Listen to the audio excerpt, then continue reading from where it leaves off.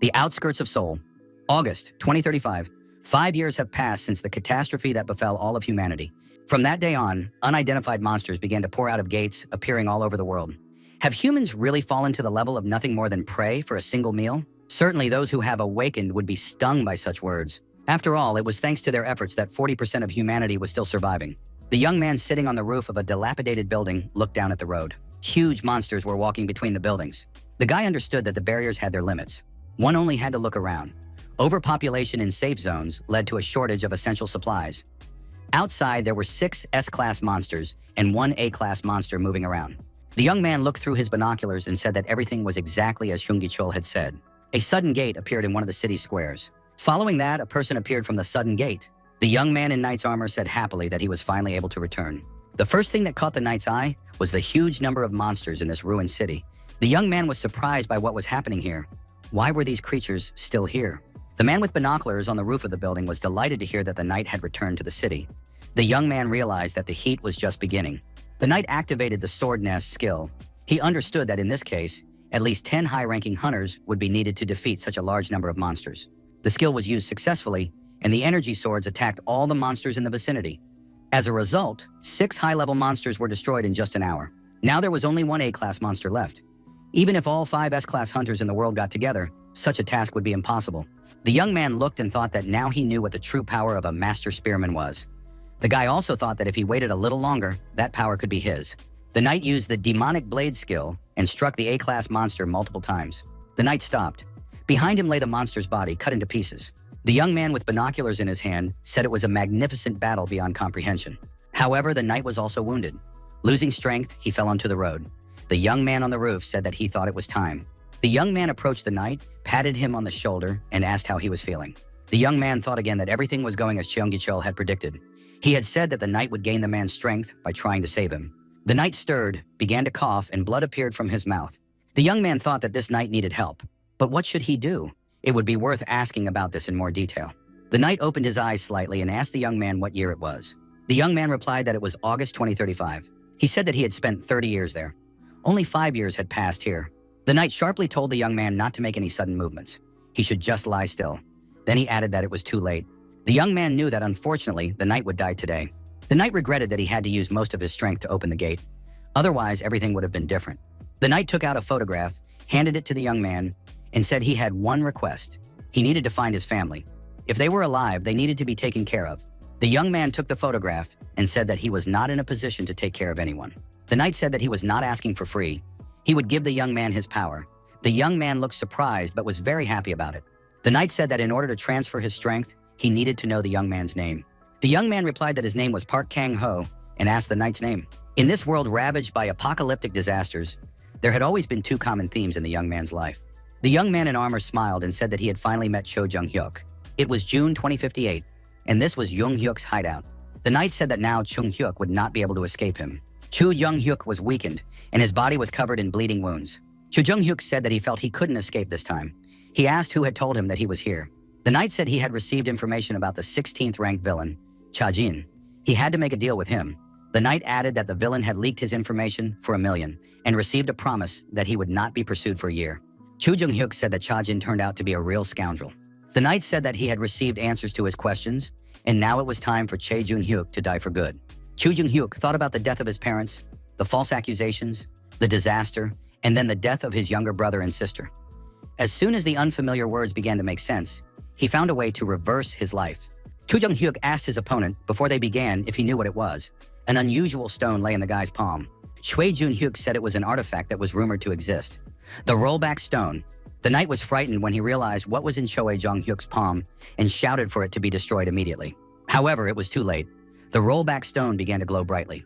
Cho Jung-hyuk said that they would meet in the past. Let it at least be a time when his younger brother and sister were still alive. After spending 23 years returning, the young man entered the world of the past.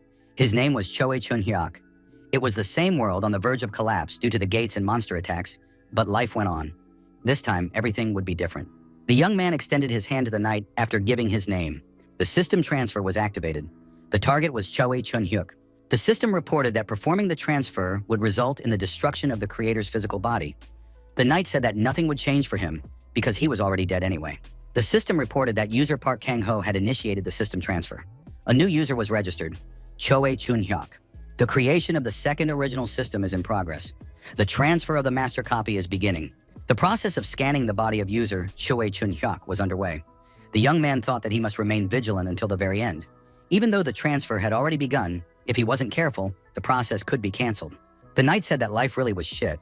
Cho Chun-hyuk heard a roar behind him and turned around. Behind him stood a monster with a huge hole in its chest. The knight said that in fantasy novels, people return home and live happily ever after. He added that he would have to forget about transferring his power.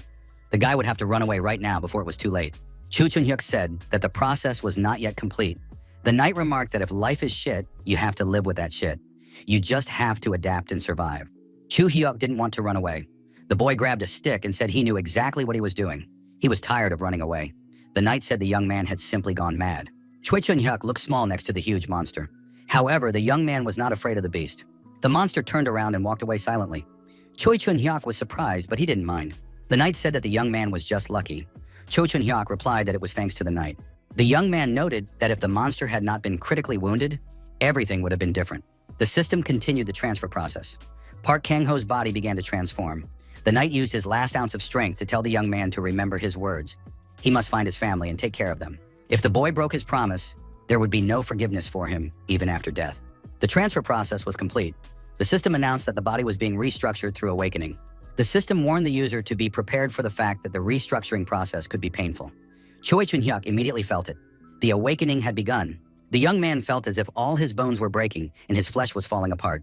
A small truck was driving along the deserted roads of the destroyed city. The driver was in a good mood and humming a song.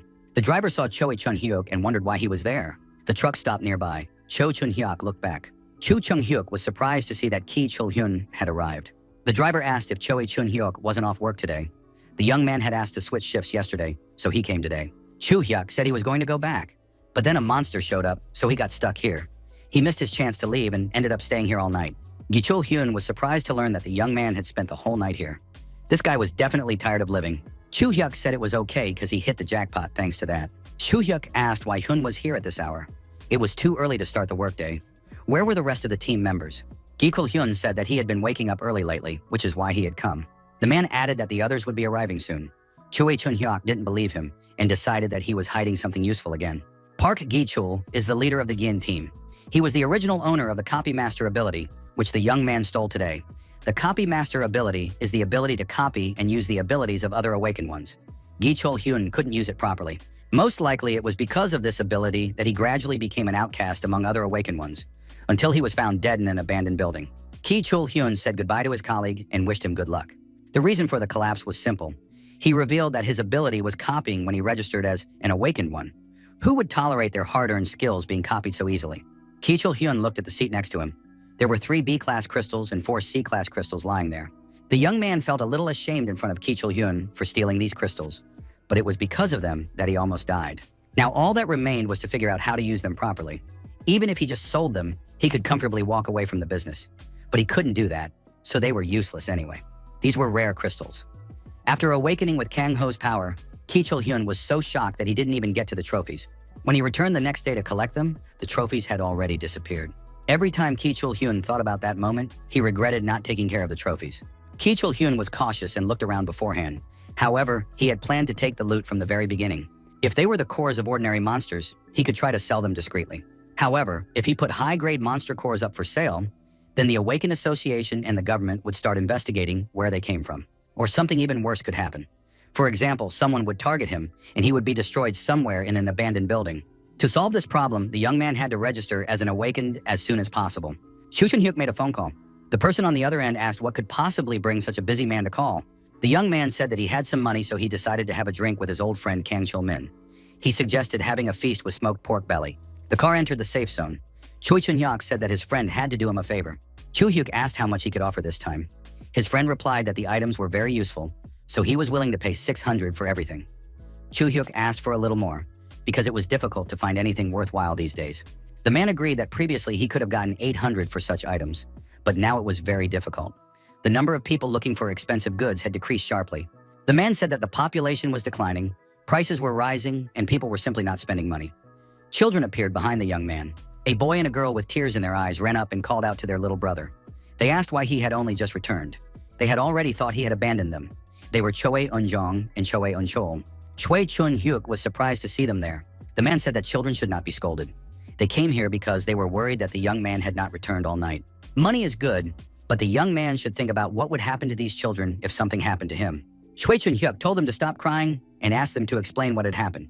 Chu Chun-hyuk suggested that the brother and sister go home and promised to fry some meat for their lunch. The children stopped crying and were delighted because they loved meat. The sister said that their grandmother upstairs had asked them to stop by when their brother returned. The grandmother reminded them that the rent was overdue. The grandmother, the children, and the young people met together for lunch. Grandmother asked why the young man had brought all this. Choi Chun-hyuk said that he had stopped by the butcher's shop, bought some meat, and thought of the landlady. The woman said that he should have thought of the children instead. The young man handed her the envelope with the money and apologized for the delay. It was the overdue rent. The grandmother said he didn't need to rush. The woman said she was going to talk about it anyway. She knows that the young man has been having a hard time lately, so she decided to take only half the amount now. Chu Chun-hyuk thanked her and added that there was no need for that. The young man said that in difficult times, everyone should help each other. So there was no need to be shy, he should just agree. The grandmother gave the young man a slap on the back of the head and told him not to boss her around. The young man was offended. He asked why the grandmother needed a spoon, to scoop rice or to crack skulls. He added that after the grandmother's death, the house would belong to him anyway. The grandmother said that Chang-soo shouldn't have said that. Because of him, her stomach was in knots and she couldn't sleep at night. Grandma said that Chang-soo wasn't studying, but running around doing what is called porters.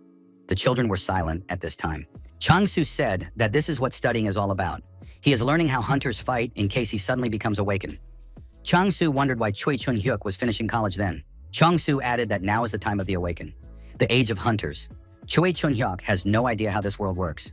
The phone rang, and it was Kang Chul-min on the line. The man said he had discussed the matter, and the team captain had informed him that the young man should come see him. The caller added that if Choi Chun-hyuk did well, he could be added to the list of permanent team members, albeit in a secondary role. Chu-hyuk agreed. Kang Chul-min asked in surprise why he had suddenly changed his mind. After all, Chu-hyuk had never shown any interest in working as a porter before. The young man thought that he still had no interest in it. Everything was being done to save Kang Chul-min. The young man said that working at Yon was becoming increasingly difficult, so he had started looking for other options.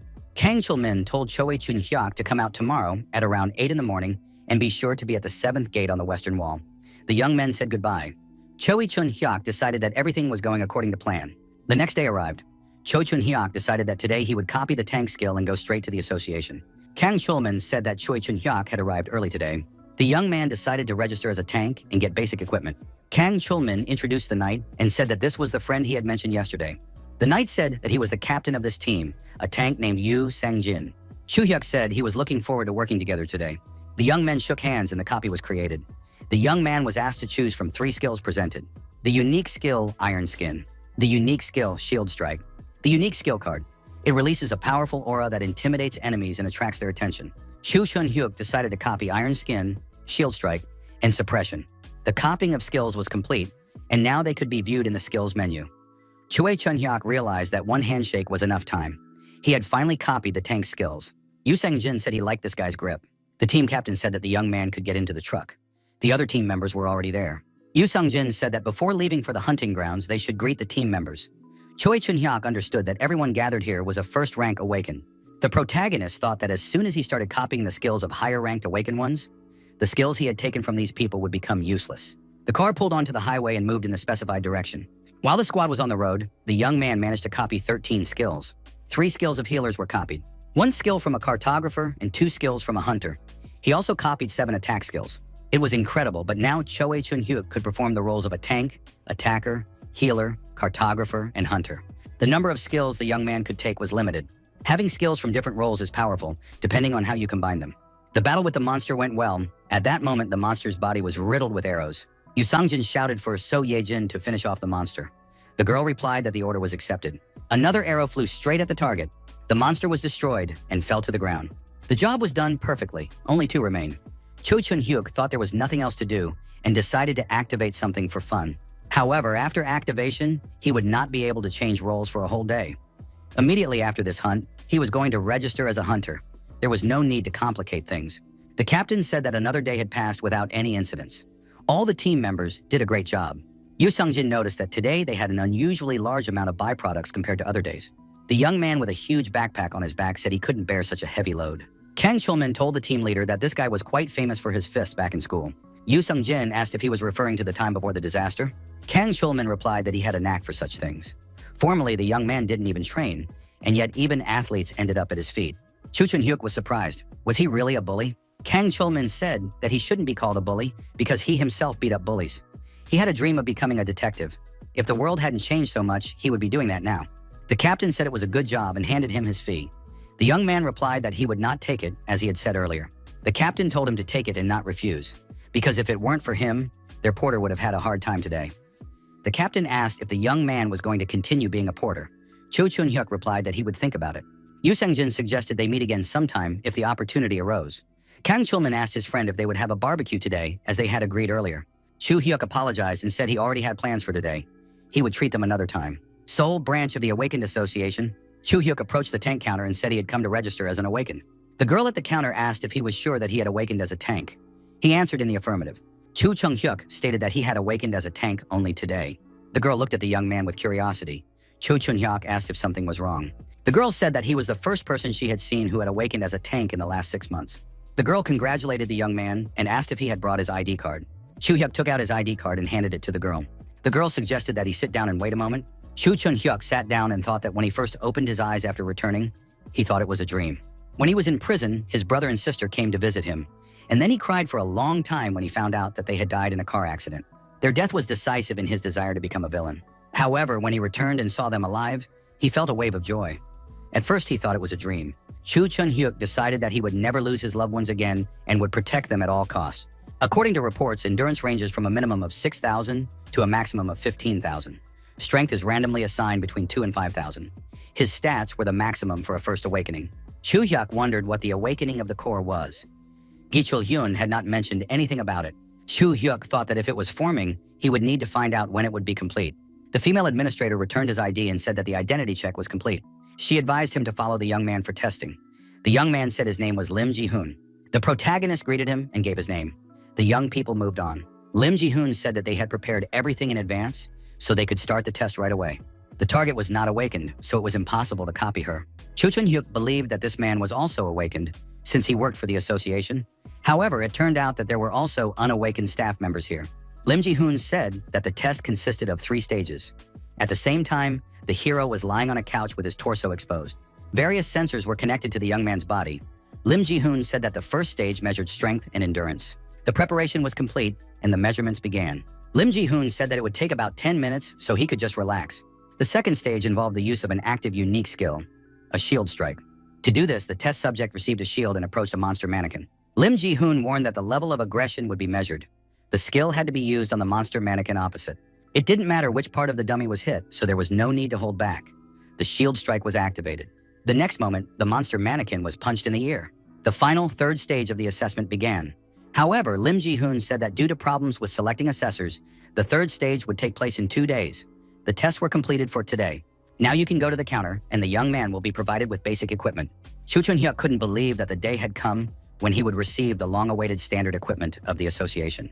Lim Ji-hoon noted that he was concerned about the decrease in the number of awakened tanks and healers. Compared to 5 years ago, during the Great Catastrophe, their numbers had fallen sharply. Even though the forcibly awakened, created with the help of awakening stones, were replenishing the ranks, most of them focused on the roles of attackers or support. Not to mention that awakening stones are not so easy to obtain, especially awakening stones for tanks and healers. They are incredibly rare. However, even with an awakening stone, there is no 100% guarantee that a person will awaken.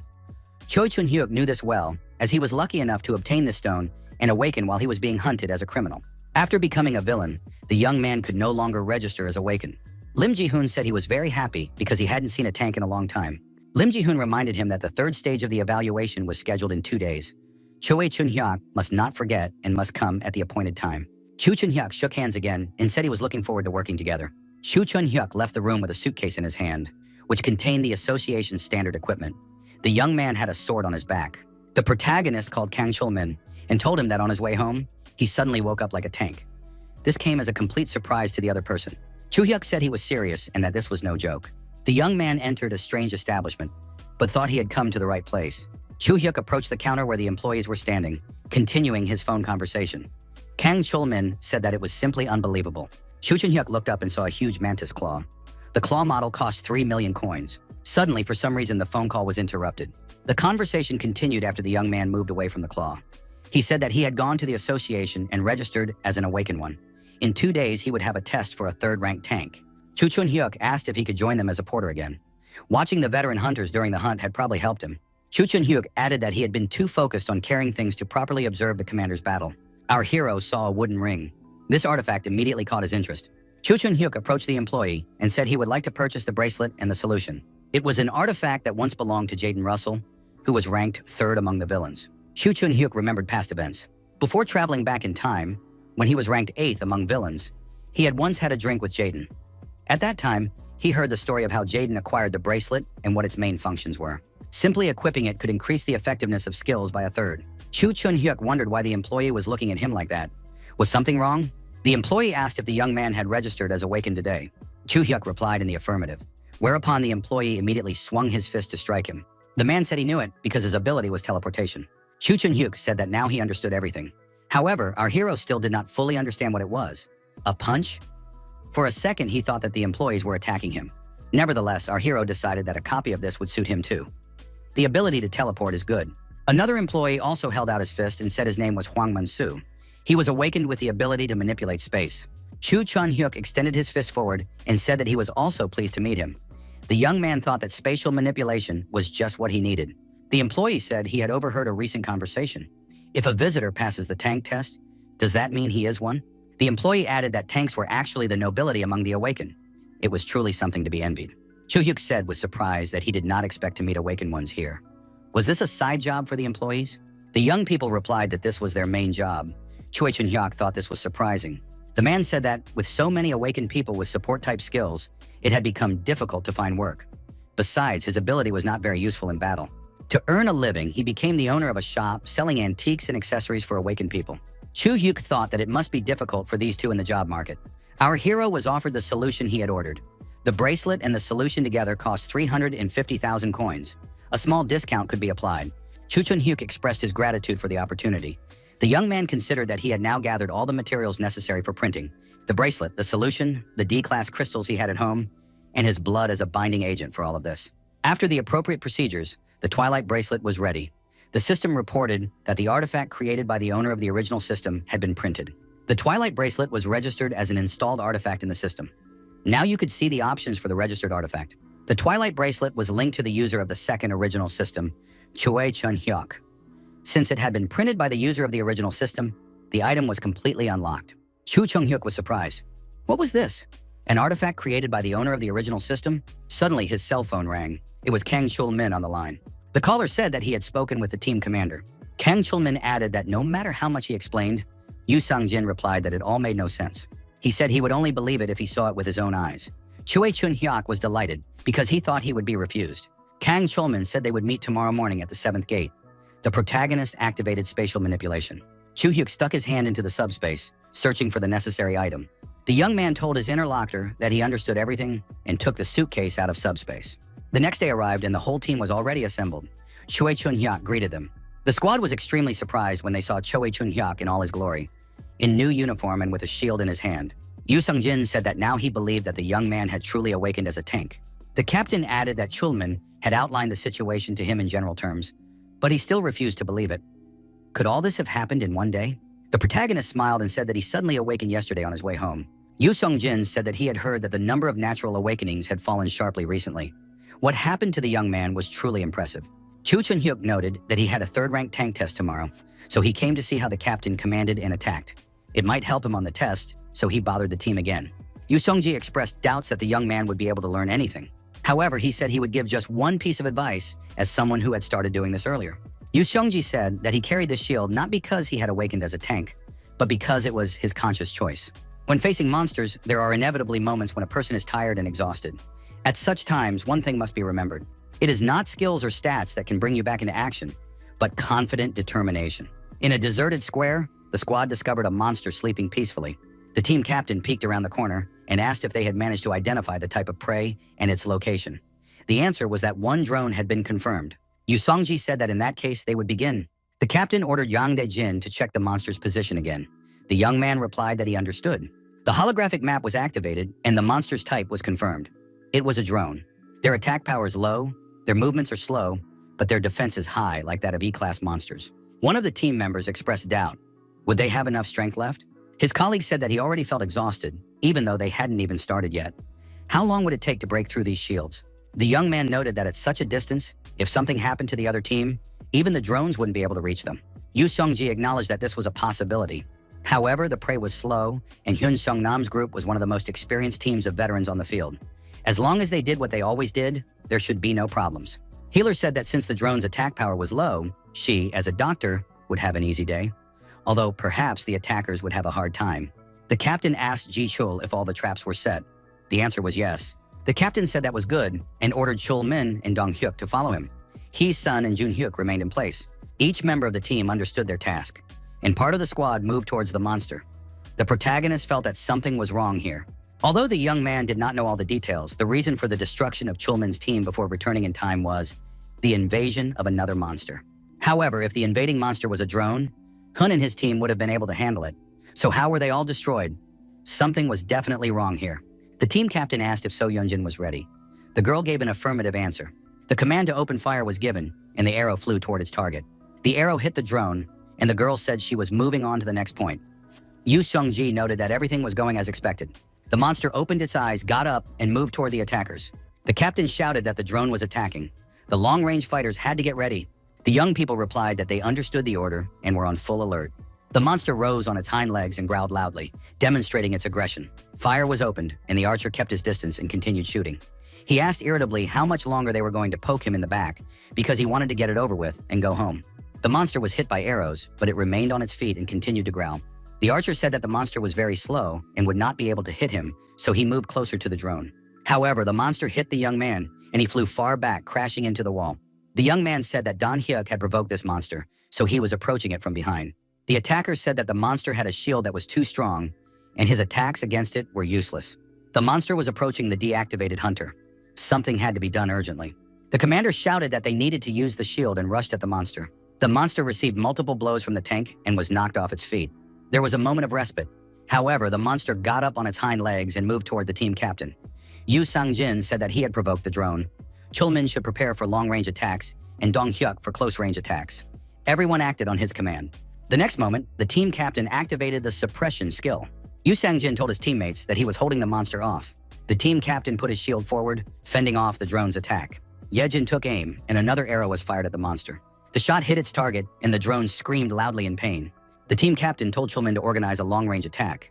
At the same time, the monster went into a defensive stance. The attackers on both sides approached the drone, preparing for a joint attack. Yu Sang-jin ordered everyone to continue with basic attacks until further notice. Kang Chul Min approached closely and said that just looking at the monster's back was exhausting.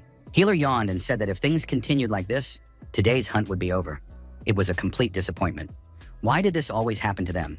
The girl added that the drone was not one of those monsters that often appeared. If they were unlucky, such encounters could happen only a few times a year. Cho Chun-hyuk asked how many times they had destroyed such monsters. Healer replied that their group had encountered them 3 times in the last 5 months. The healer suggested that, judging by his questions, the young man was eager to learn new things. The girl handed the young man a device and said it might help him. Choi Chun-hyuk was surprised.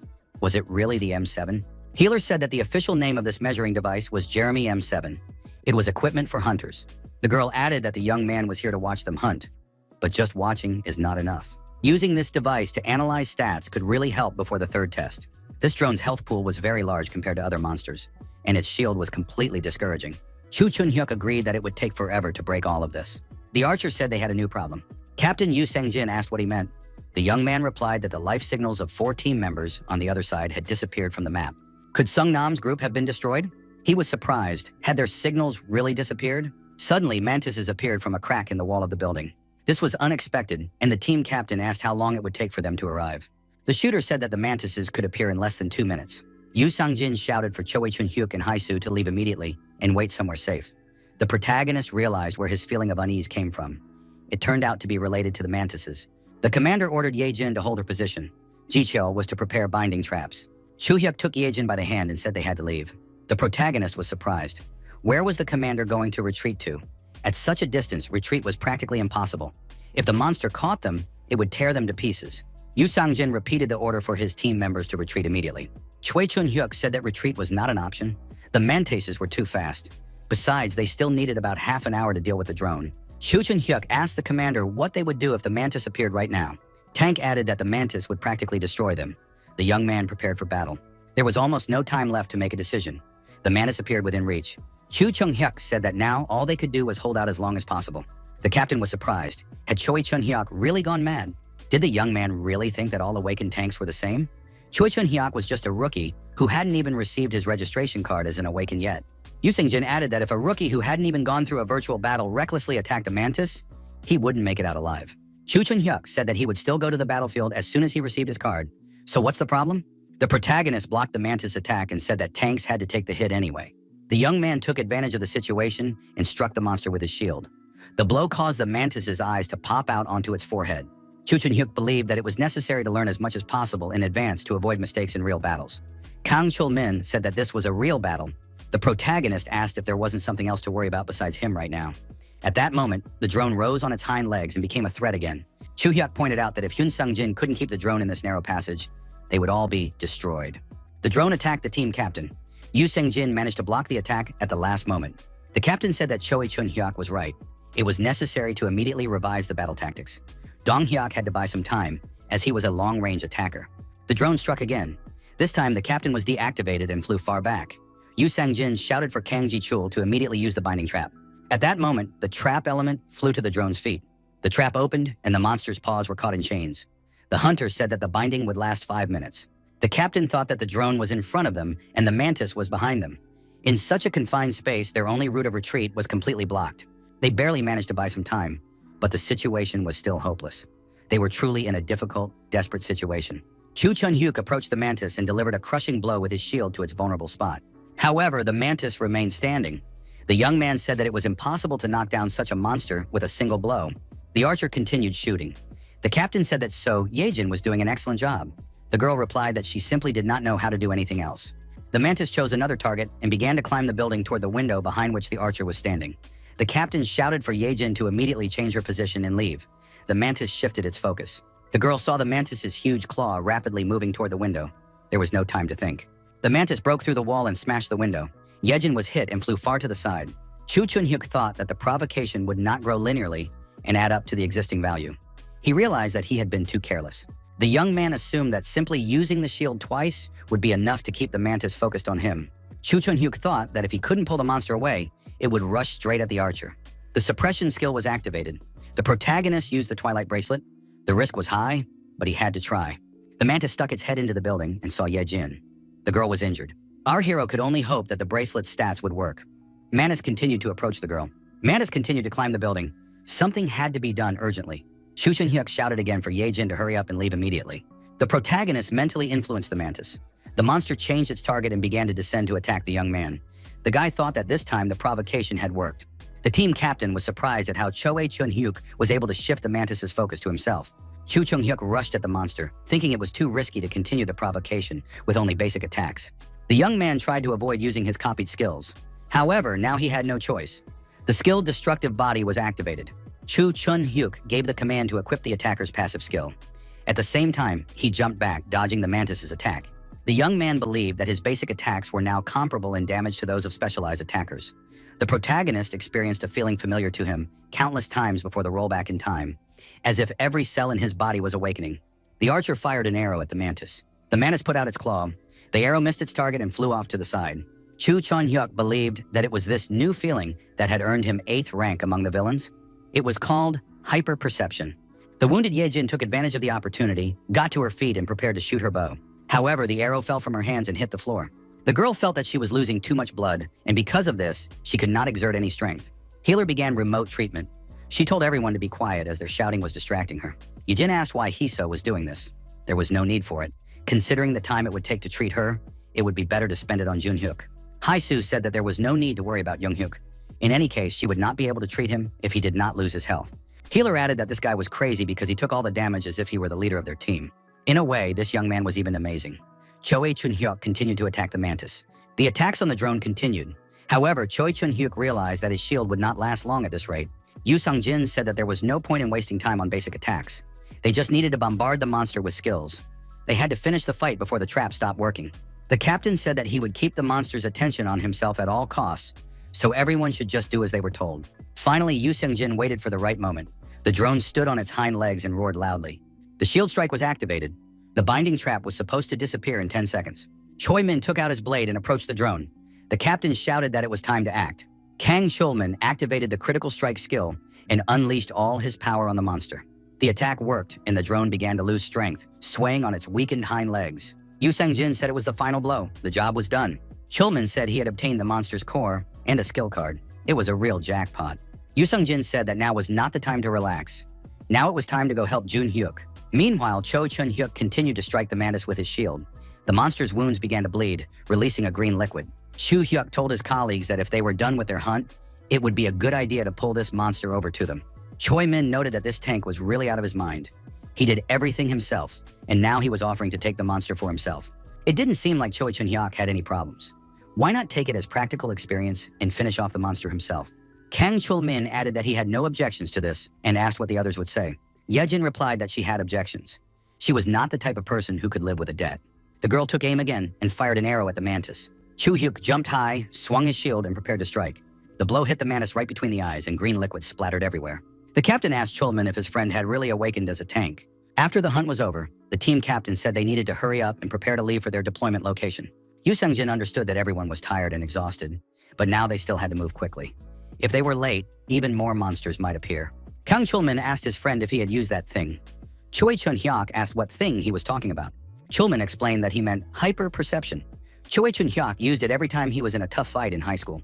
Otherwise, the move that Choi Chun-hyuk showed would not make any sense. Choi Min asked how his friend was feeling. After all, using that ability used to give him a headache that lasted all day. Chu Hyuk replied that he felt fine. Perhaps it was because of the awakening. Chulman said he was jealous. Some people are successful no matter what they do. Choi Min added that today his friend was treating him to drinks and refusals would not be accepted. Choi Chun-hyuk replied that it would be next time. Today he had to spend time with his younger brother and sister. Yu Seung-jin asked the protagonist who he really was. Did the guy really just wake up yesterday? How could someone who was a complete novice at awakening fight like that? Chu Chun-hyuk replied that the situation was a stalemate. He acted unconsciously and probably unleashed some superhuman power. It was surprising even to him. Yu Seung-jin frankly admitted that he didn't believe it. The commander got everyone's attention and said he had something to share. Today, Choi Chun-hyuk single-handedly destroyed the mantis, but he hasn't been officially registered as awakened yet. Although circumstances left no other choice, they could still face the consequences of the battle before registration. Chu Chung-hyuk thought that he had almost become a villain again. The commander suggested that the squad keep everything that happened today a secret. Everyone agreed. Yu Seung-jin turned away and without looking the young man in the eye, thanked him for his help. After all, if it weren't for him, they could all have died today. The captain said that in light of this, he had decided to include Cho Chun-hyuk in the distribution of profits. Cho Chun-hyuk was surprised because that meant the others would have to take a smaller share. Healer said that no one would complain. Choi Chun-hyuk noted that if anyone had anything to say about it, he was ready to listen. The doctor smiled and said that in that case, she would stop treating them. The phone rang. The young man apologized and said he had to answer it. He assumed it was his younger brother and sister calling, but the call was from the association. The test was postponed again. A laboratory employee reported that the hunters sent to Thailand were returning today. Chu Chun-hyuk asked how their return was related to his test. The employee explained that a week ago, C-class monsters had appeared in Bangkok. Top hunters from Korea, Japan, China, Vietnam, and the Philippines had been sent there. In terms of hunter strength, Korea ranks third in Asia after China and Japan. However, Korea contributed more to this mission than Japan, and that is all the media is talking about. Therefore, the association is focusing on this. Choi Chun-hyuk said that now he understands everything. The young man assumed that now they just want to get rid of him as soon as possible. It was decided to conduct a test in the form of a virtual battle. The suit and shield are special testing equipment. Chu Hyuk thought it resembled the simulation room he had been in before the rollback. The employee said that the monster Choi Chun-hyuk would face was an F-class Cirrus. The test would last 1 hour. The longer the young man lasted, the higher his score would be. He had to give it his all. Suddenly, someone behind him said that the preparations were complete. The employee looked back. Chu Chung-hyuk asked the judges if they could begin. A silent affirmative answer was received. The protagonist was told that the test was beginning. A virtual monster attacked the hero. Chu Chun-hyuk thought that the top hunters had come here. Our hero thought that if he could use this opportunity to copy someone, regardless of their class, the result might exceed expectations. The monster rushed at his opponent. Choi Chun-hyuk decided that he needed to pass the test first. Chu Chun-hyuk thought that the heightened senses of such a large creature as Xerus were impressive. The average hunting time for such a monster is 4 hours. If the results of the third stage of testing turn out to be better than those of the second, it will only reinforce the association's suspicions. However, with textbook movements, the judges would not suspect anything as long as he filled the time without trying too hard, but also without slowing down. After a while, the lab worker noticed that the same movements had been performed for 3 hours. The guy thought that Choi Chun-hyuk was incredibly confident. He would be lucky if he just didn't fail the test. Was it worth continuing to watch? The judges were extremely surprised by what they saw now. Could they really be witnessing the birth of a super rookie after all this time? When the monster opens up, the young man immediately attacks, and when the time comes, he instantly retreats. The most surprising thing is that this guy deflects attacks with minimal movements throughout the entire 3 hours. One of the judges apologized and said she urgently needed to go to the ladies' room to fix her makeup. However, she would be back soon. The jury chairman noted that he seemed to have overeaten at breakfast and also needed to leave briefly for the appropriate room. The third judge thought that this participant was very nimble, just like a little rat. He added that it was pointless to continue the test. The third judge took out her phone and said that she also needed to step away for a moment. The judge, bypassing the ladies' room, took out her phone and contacted the necessary people. She said that the conversation was about the tank that had been recorded in today's test. It was about its maximum potential. The chairman of the commission told his interlocutor on the phone that this tank was simply amazing. Everyone knows that textbook movements are the most difficult. This young man is the textbook itself. Other guilds may also take appropriate measures. If they don't do anything first, we need to do everything possible to prevent the others from taking any action.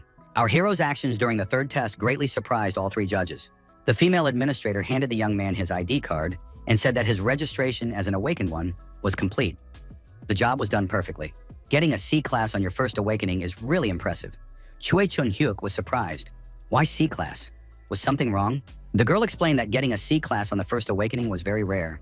Chu-hyuk wondered why he had received a C class again. After all, he hadn't done anything special, just tried to fight while conserving as much energy as possible.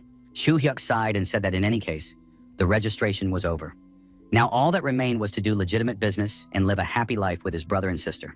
Chu-hyuk left the building and saw a large number of people who wanted to get closer to the members of the hunter team. The police blocked the way for these people.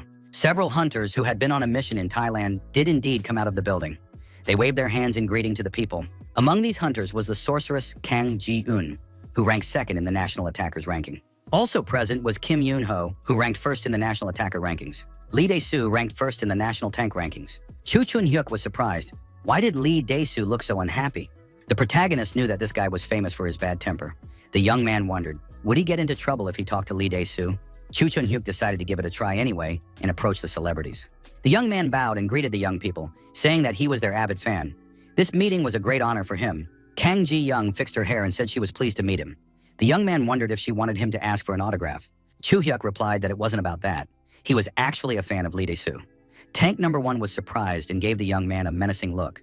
Chu-hyuk broke out in a sweat and thought he had really done something wrong. Lee Dae-soo looked at our hero. The young man was surprised. What kind of look was that? Anyone would have taken Lee Dae-soo for a villain. Was he really going to hit him? Lee Dae-soo asked menacingly what the guy had just said and if he could repeat it. Chu Chun-hyuk repeated fearfully that he was his fan. Lee Dae-soo smiled and asked his companions if they had heard that. Kim Yoon-ho smiled too. Kang Ji-young said that it would have worked out if only the monkey hadn't appeared. Lee Dae-soo noted that he did have fans after all.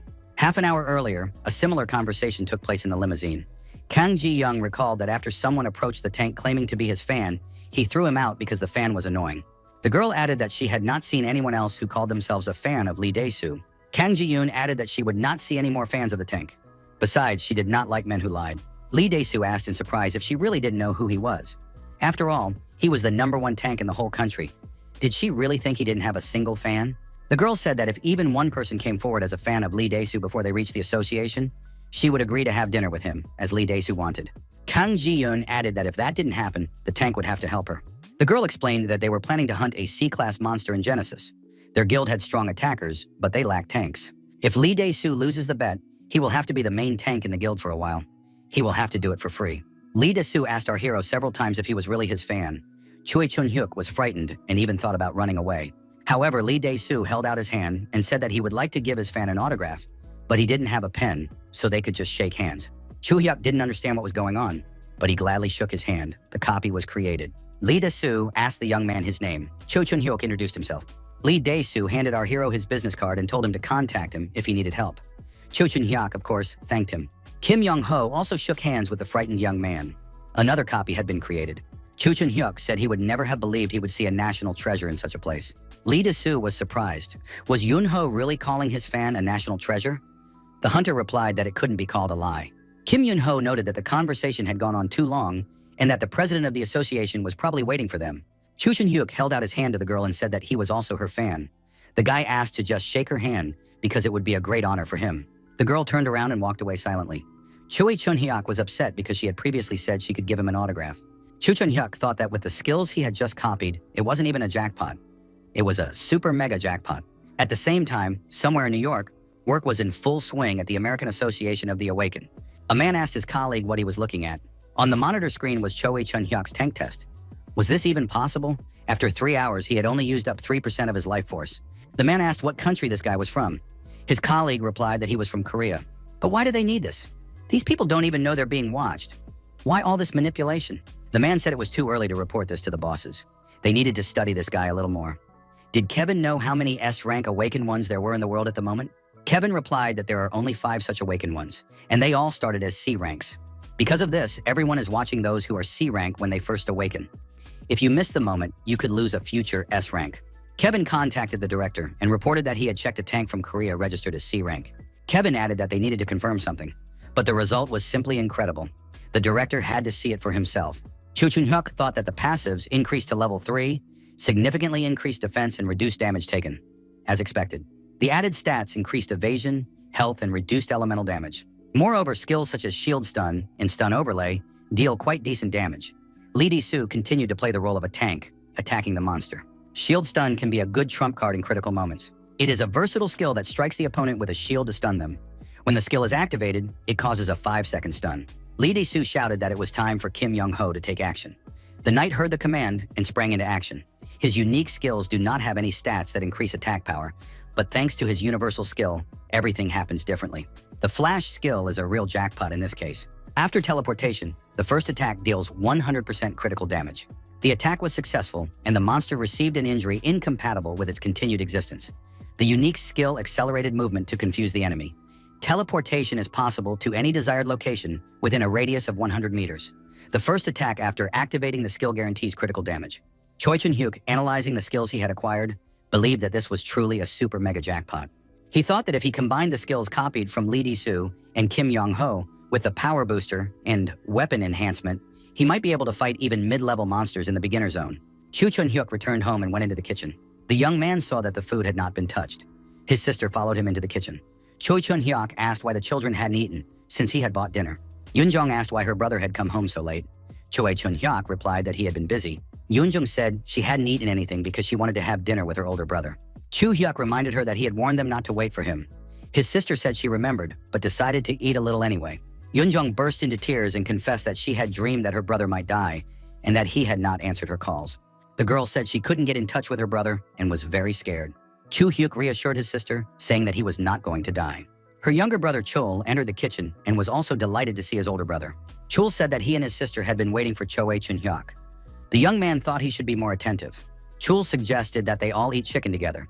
Choi Chun-hyuk promised himself that he would take care of his younger siblings after his return. But before, he had been unable to do so because he was too busy.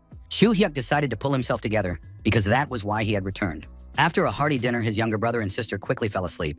Left alone, the young man decided to take some photos. After the photos were taken, he decided to register the product and wait for a buyer to appear. Chiron's Blessing and Mountain Split were too valuable to just sell. The young man was unable to acquire the skill because the user's class did not match the skill type, so it could not be acquired. Copying also failed. Choo Chun-hyuk thought he had no other options left. The creation of a personal core for the user of the original system was complete. Choo-hyuk grabbed his head. Unbearable pain appeared. The functional core system was generated. The young man did not understand what creating a core meant. He had never heard of such a thing from Gi Cheol-hun. He had to wait for the process to complete. Choo-hyuk looked at his hands, and his body was suddenly filled with strength. It was similar to the feeling he had when he first awakened. This still needed to be figured out. A small truck with a new one rushes through the deserted streets of the ruined city. The young man activated the information display. The system asked him to enter keywords. The key phrase was original system. It was divided into 2 parts, the master system and the copy master system. The master system serves as the basis for derivative systems, which are widespread across all dimensions. It exists as a single entity, which sets it apart from awakening-type systems. In contrast, the second system requires a user to function and belongs to the awakening-type system. The Master of Copies can copy all abilities obtained from the force of creation. It is also capable of combining copied skills and creating new ones. The system copies targets, including all life forms affected by derivative systems. No matter how many times the young man heard this, it was still difficult to understand. What does life forms mean? Does that mean he can copy not only awakened beings, but also monsters? Chu Chun-hyuk climbed onto the roof of the building and decided that he was finally in the right place. The young man realized that the information search function would be extremely useful in the future. He unlocked it just by generating the core. Chu Chun-hyuk looked at the status window and saw that tectonic changes were also recorded there. Characteristics that had not been there before had been added. A huge increase in stats was recorded. Next, information about the characteristics of the core appeared. If the recharge points meant what he thought they meant, then they determined the additional power that could be used after the main power was exhausted. Together with the bracelet, this could lead to incredible effectiveness. And all these characteristics were only first level. Chu Chun-hyuk thought that with leveling up, they would most likely increase. Plus, there was always the chance that new characteristics would appear. To test his assumptions, he walked to the edge of the roof and looked down. The young man saw a huge monster moving along the roadway. Chu Hyuk immediately activated the virtual map of the area. As expected, there was not a single living soul nearby. It was the perfect place for a test. He climbed down and approached the huge monster. The young man activated his weapon's enhancement. The monster noticed the man, crouched down and quickly ran towards him. Chu Chun-hyuk did not lose his composure and summoned a long magic bow. Now the young man began to understand why Park Kang-ho was so strong. Chu Chun-hyuk prepared to repel the attack and held the bow in front of him. The arrow fired from the bow hit the monster right in the eye. The monster waved its arms and screamed loudly in pain. Chu Chun-hyuk thought it was a quick fire that preceded a critical shot. Not only the core, but everything else had grown to its maximum. The archery continued, and the monster continued to be injured. Chu Chun-hyuk decided to change his battle tactics and approach the monster at close range. The protagonist switched to a longsword. Now he was ready for hand-to-hand combat. The young man thought that he had completely inherited Park Kang-ho's abilities. It should be assumed that Choi Chun-hyuk had become as strong as that guy. Our hero decided to use his fist to test all his skills. After a while, the huge monster lay on the ground, showing no signs of life. Choi Chun-hyuk looked at the timer. 1 hour and 20 minutes. The young man thought that this was too slow, considering that other monsters were roaming nearby. It was necessary to reduce the time to half an hour. The phone rang. It was the Association of the Awakened. Cho Chun-hyuk wondered why they were calling it such an hour. It was Kim Joo-hee from the reception desk. The girl said she called in case the young man was awake. Was it convenient for him to talk? Choi Chun-hyuk asked what had happened. Kim Joo-hee replied that they had received an unexpected message from the secretary's office. Chu Hyuk looked back and saw that the monster behind him had risen to its full height. The girl added that the president of the association wanted to meet with the young man in person. Kim Joo-hee asked if it would be convenient to hold the meeting today. Chu Hyuk said he would like to know the president's working hours to avoid any conflicts. The girl said that the president always starts work at 7 in the morning, and that was when the meeting was scheduled. Kim Joo-hee noted that it was already 6:20 a.m. The monster continued to approach the man. Chu Hyuk Choe said he would be there in half an hour and prepared to counterattack. He activated his stun skill, and the monster was disoriented. Choi Chun-hyuk moved quickly and climbed onto the monster's back. Leaning his hand against the monster's body, the system asked if he wanted to copy the skill of a low-class soldier of the Barger's race. Chu Chun-hyuk answered affirmatively and jumped off the monster onto the ground. The copying was complete. The young man put his hand into his subspace. A C-class core was found. The system asked if the player wanted to absorb the core to increase the level of his own core. The protagonist answered affirmatively. The process of absorbing the C-class core began, and structural changes began to occur. Cho Chun-hyuk thought about how much time he could save by raising his core level. The system reported that the core level had been raised. The monster was in close proximity. Using a spatial portal, Choi Chun-hyuk quickly changed his location. Chu Hyuk thought that at this rate, he would be able to significantly reduce the time until his second awakening. Chu Hyuk decided he had overdone it. His stomach was cramping. The young man felt very hungry. Our hero found himself in an elevator with the girl who was supposed to accompany him. The young man decided to check the details of the skill he had copied from Xerus. Information appeared that low-class members of the same race would recognize him as one of their own. Chu Chun-hyuk thought that this class of monsters would not attack him. Just great, he thought. I need to activate this skill every time I have to fight monsters alone. The girl opened the door and invited the young man into the boss's office. The president of the association was delighted to see the guest and said he was pleased to meet him. The head announced that he would address the young man informally. Choi Chun-hyuk didn't mind, did he?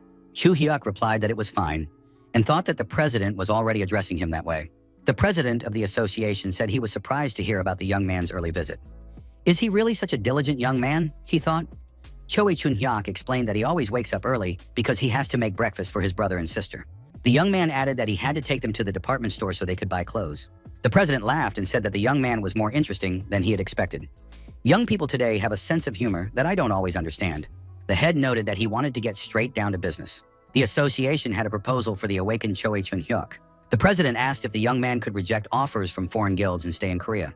Choi Chun-hyuk was genuinely surprised and said he didn't understand what they were talking about. He hadn't received any offers from foreign guilds. The man explained that according to their sources, several major guilds in the US were interested in recruiting the young man. The president admitted that their test data had been hacked. There are suspicions that other guilds became interested in the young man after the test footage was leaked. Choo Chung-hyuk said that there was probably some misunderstanding. Do they even know my class? The president said that they were aware of this information. Choi Chun-hyuk was surprised. Are even the largest guilds in the US taking action? Is the C class really that impressive, he thought? However, he was only a person who had awakened once. The president asked if the young man knew the class of most people who had awakened a second time. They all had C class. Choo Chun-hyuk can be ranked alongside most of those who have undergone a second awakening. Now the young man could imagine that he would be able to increase his characteristics to the maximum in his second awakening. Then he would be able to reach the A class. Choo Chun-hyuk thought that the second awakening alone would make him capable of matching those who had awakened for the third time. And there was even a possibility of reaching S class. Based on his tank abilities, the association believed that even without reaching S class, the young man was already highly valued. They can't afford to lose a bird of such flight, thought Choi Chun-hyuk. The secretary handed the young man the documents. The president said that this was their offer. First, an initial payment of $1 billion in tax exemption for his team. And finally, 2 pieces of A-class equipment would be provided free of charge. Choi Chun-hyuk thought this was a very good offer for someone with an S-class rating. The association president said that the contract would be valid until the young man's second awakening. The man added that the deal was very profitable and that he should just sign the contract. Choo Chun-hyuk said that he had listened carefully to the offer, but he did not quite understand. Was all this support just so that he would stay in the country, or were there other conditions? The president said that the association did indeed have other conditions. The young man could not take the citizenship of another country during the term of the contract. He also cannot join guilds. For missions abroad, he must consult with the association. In addition, if the association requests a raid, the young man is obliged to take care of it first. Choo Chun-hyuk concluded that no one could come between him and the association. The president noted that if the young man joined a guild, the guild would have the final say in any requests. Consequently, their goals would take priority over his. That is why such conditions were set. Choo Chun-hyuk asked if there were any other binding conditions. The man said there were none, but there was no time to think about it. This offer would remain valid until the young man contacted the Americans. Choo Chun-hyuk replied that he understood. The young man said there was no point in delaying and signed the contract. Choo Chun-hyuk added that he did not need additional time to think it over. He had already made his decision. The president of the association shook the young man's hand and said he liked his decisiveness. Choo Chun-hyuk left the association building and went out into the city. He needed to spend time with his brother and sister. Choo Chun-hyuk took his brother and sister to a large shopping center. The children were delighted. Chul asked his older brother if he could look around the store. His sister said that if Yun Chul made noise, he would be scolded. Choi Chun-hyuk said that his brother could not only look around, but also choose whatever he liked. Yun Chul was delighted. Can I really choose anything I want? Yun Chul asked. Can I choose 2 things? Choo Hyuk said they could choose whatever they wanted. The children were delighted and said they would choose many gifts for themselves. Choo Hyuk thought that things had been turning out unexpectedly lately. He was worried about the difficulties that would arise once the probationary period for new employees ended. Yun Jung asked her brother what he thought of this dress. Yun Chul said that the dress suited her very well and that they should buy it. Cho Chun-hyuk thought that joining the association was not a burden. The only mandatory points were a ban on moving to other countries and joining guilds. Everything else was just recommendations, so it was not a bad offer at all. The saleswoman told the girls that they couldn't just touch the clothes in the window. Choo Hyuk thought that he also had a whole list of tasks that he had to complete. He had made this list when he was organizing his memories of his past life. The young man told the saleswoman not to worry. He would pay for everything the children wanted to buy. Choo Chun-hyuk thought that until he completed everything on that list, he had no reason to leave this country. A loudspeaker announced that a sudden gate had appeared near the department store. Choo Hyuk looked at his brother and sister. Visitors were asked to remain calm and follow the staff's instructions. A department store employee told everyone to remain calm. The hunters from Tibet will arrive soon, so you must stay inside until further instructions. The visitors were surprised. Shouldn't they evacuate immediately? The employee added that it was much more dangerous to go outside now. She said she would take everyone to a safe area, so they should follow her. One of the visitors started pushing everyone and shouting that he would go first. Choo Hyuk turned to the saleswoman and asked her to take his brother and sister to the shelter. The young man added that he was an active hunter, so he would go outside to check the situation. Yun Jong was scared. Did her brother really need to go outside? After all, they said it was dangerous out there. Choi Chun-hyuk thought that the real danger was the department store. If he remembered correctly, there were 5 D-class monsters nearby. That day, the monsters had chased the people hiding in the department store. As a result, the buildings had collapsed. At the time, he had no reason to be in the department store, so he treated it as someone else's story. Who would have thought that it would happen today? Choo-hyuk told Yoon-jung to take care of her brother. He knew there was no time to waste. However, there was no guarantee that he would be able to get out safely with his brother and sister. Yoon-cheol said he wanted to go with his older brother. The young man understood that the Tebak Guild would not arrive until the buildings were completely destroyed. Therefore, our hero had only one option. He had to hold out until the guild arrived. The department store visitors were in a panic. They shouted that they needed to get out of there quickly because everyone could see the monsters approaching. A police officer suggested that everyone take shelter in the department store, as it should be a safe refuge. Choo Chun-hyuk was determined and headed in the opposite direction from where the townspeople were running. The young man was approaching the monsters. The moment came when there was no one between our hero and the monsters. The townspeople remained behind him. Choo Chun-hyuk activated the opening of the subspace and switched most of his skills to tank ones. The young man reached into the subspace to retrieve the necessary items. Choo-hyuk took out a shield. He thought that if even one monster broke through, his brother and sister would be in danger. He had to hold off all 5 monsters. Choo Chun-hyuk activated the universal skill Acceleration. This skill helps to deceive opponents with accelerated movements and confuses them. The young man ran past all the monsters at an accelerated pace and ended up behind them. Then Choo Chun-hyuk stopped abruptly and turned around. The monsters stopped and turned their attention to him. Choo Chun-hyuk waved his hand and told the slow-witted giants to come to him. The D-class monsters turned around and rushed at the hunter in unison. Lee Dae-soo rushed to the department store to help. He was very angry. Why couldn't they get out of the traffic jam? The driver replied that the roads were blocked by cars belonging to those trying to escape. The police were working to clear the road, but it would take time. Lee Dae-soo said furiously that every second counted now. The driver told him to calm down and look at his smartphone screen. The smartphone showed events being broadcast in real time. Some man was fighting monsters. Someone was fighting 5 D-class monsters while being just a tank. The driver said that this guy was fighting 5 monsters at once. Who is he anyway? Lee Dae-soo recognized the young man. He's my fan, he said. The driver asked who he was. Lee Dae-soo proudly said that this guy was his fan. He recalled that when he returned from Thailand, he ran into a fan at the association building. What was this guy's name? The cameraman said he was risking his life filming this content. He added that if this tank died, he would also have a hard time. The young man added that he was risking his life to keep his subscribers informed about this tense situation. He went live while on the front lines. Lee Dae-soo got out of the car. The driver asked where he was going. Lee Dae-soo said he had to save people. Other members of the team said they couldn't just sit around either. Lee Dae-soo was joined by other hunters who wanted to fight the monsters. Lee Dae-soo said that Cho Hwan would stay behind and gather any information about the newcomer. Cho Hwan replied that he didn't even know his name. Tank said that the guy's name was Cho Chun-hyuk. He remembered. Lee Dae-soo turned around and asked the hunters, "Is everyone ready?" All the hunters responded in unison that they were ready. Tank shouted for everyone to follow him, being careful. Cho Chun-hyuk continued to fight the monsters alone, dodging their attacks and counterattacking at the same time. He thought that if someone else took on at least one monster, it would be much easier for him. At the same time, the young man understood that no one would want to fight such monsters. Cho Chun-hyuk moved quickly across the square, trying to avoid the monsters' attacks. The young man understood that there were no other crazy people like him among the townspeople. At one point, he found himself alone against 2 huge monsters. The monster was faster than he could have imagined, and its huge paw was already hanging over the young man's head. Suddenly, Lee Dae-soo appeared nearby. He told his teammates that he was already there. Lee Dae-soo activated the stun overlay skill, and the monster became disoriented. Cho Chun-hyuk was surprised to see his idol, Lee Dae-soo, in front of him. The tank wasted no time in giving orders to his colleagues. Lee Dae-soo told Jo-hwan to check on the remaining survivors nearby and prepare for any unforeseen situations. Tank ordered Do-il to come to him and heal Choi Chun-hyuk. "We have to stay with this guy until the hunt is over." Choo-hyuk wondered why they had arrived so late. He could barely stand on his feet. Lee Dae-soo acknowledged that the guy looked exhausted, but he had continued to fight all this time.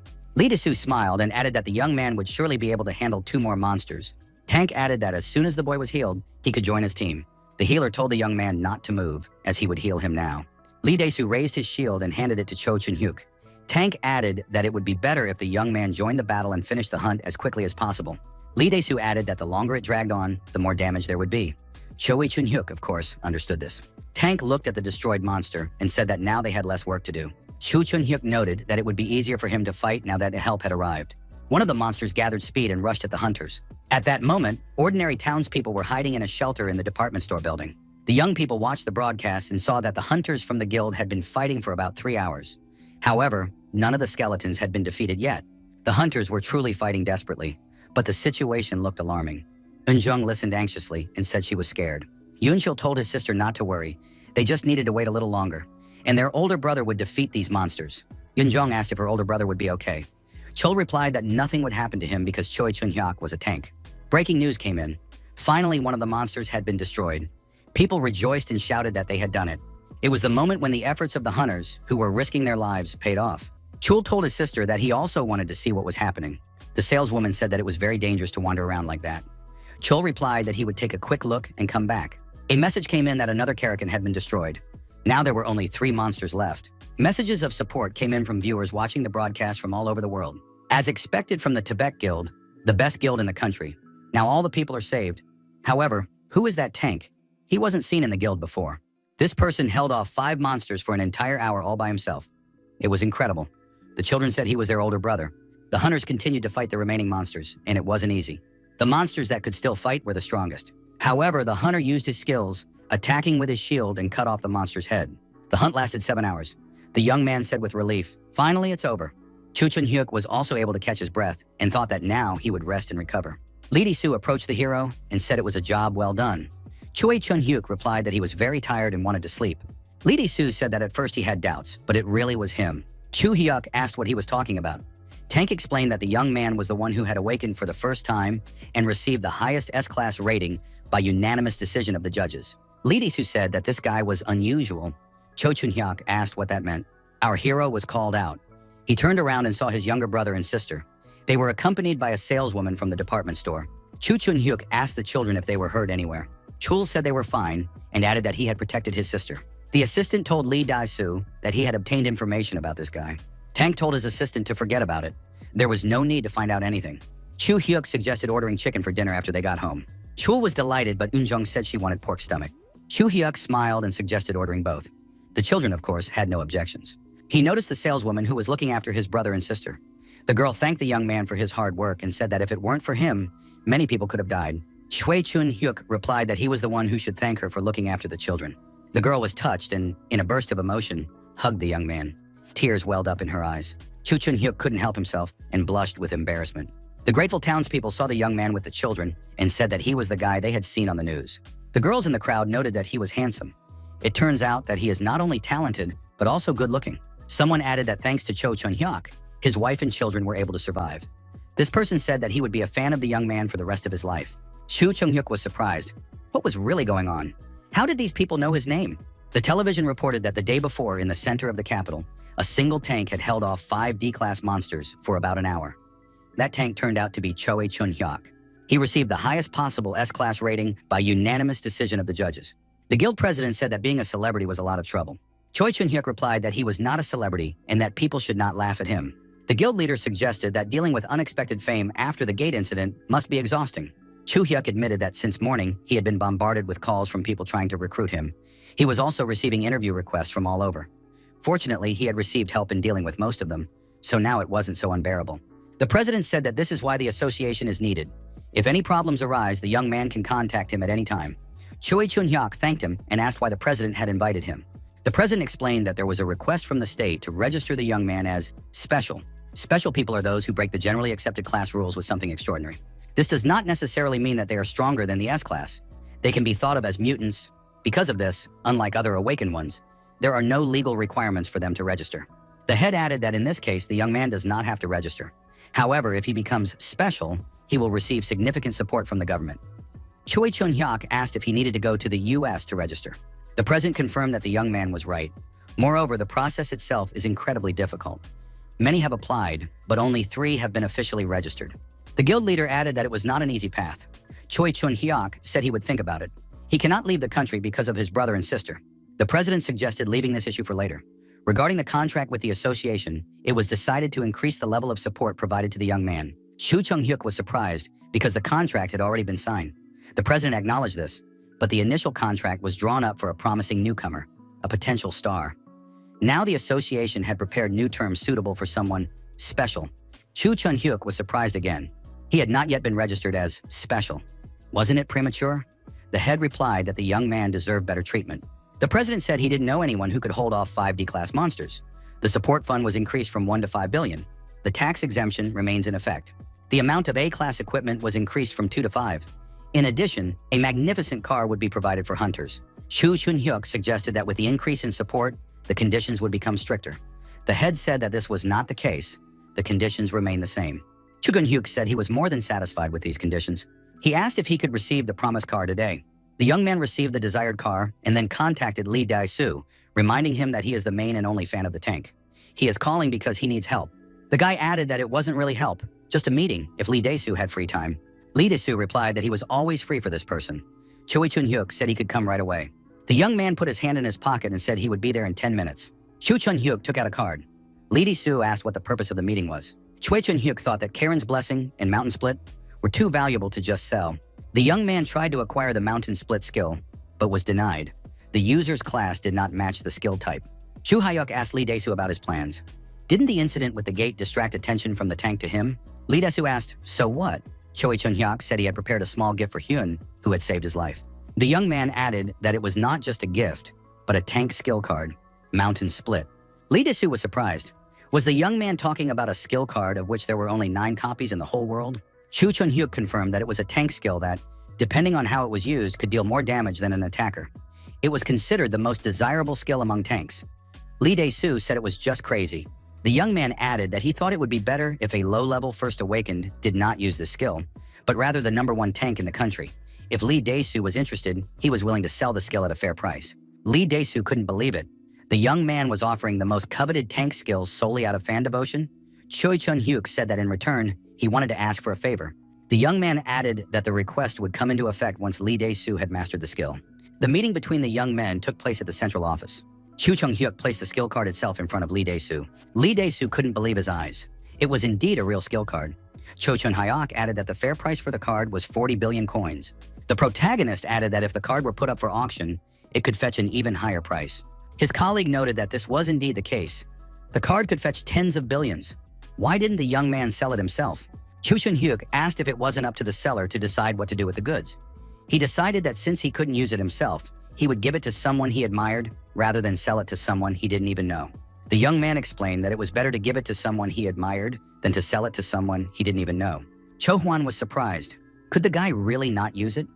Choi Chun-hyuk explained that he had just awakened, so he couldn't apply this skill. Besides, it wasn't his specialty. Lee Dae-soo asked how much free cash he had right now. Cho Hwan replied, 20 billion, exactly half.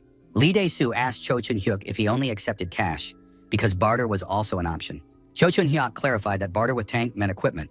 Cho Hwan said that he owned several buildings that he had purchased for investment purposes. They were now standing in front of one of them. Chu Chun-hyuk wondered how things had turned out that way, that he had become the owner of an entire building. Lee Dae-soo asked if the young man liked the building. The answer was yes. The deal was approved by both parties and the barter took place. Choi Chun-hyuk gave a skill card in exchange for the building. Lee Dae-soo said that he would start learning the Mountain Split skill right away. He simply couldn't wait. The tank activated the skill and began to acquire the necessary knowledge and abilities. The system reported that the hunter had successfully learned the skill. Now you can check it in the skills window. Chu Chun-hyuk congratulated Lee Dae-soo.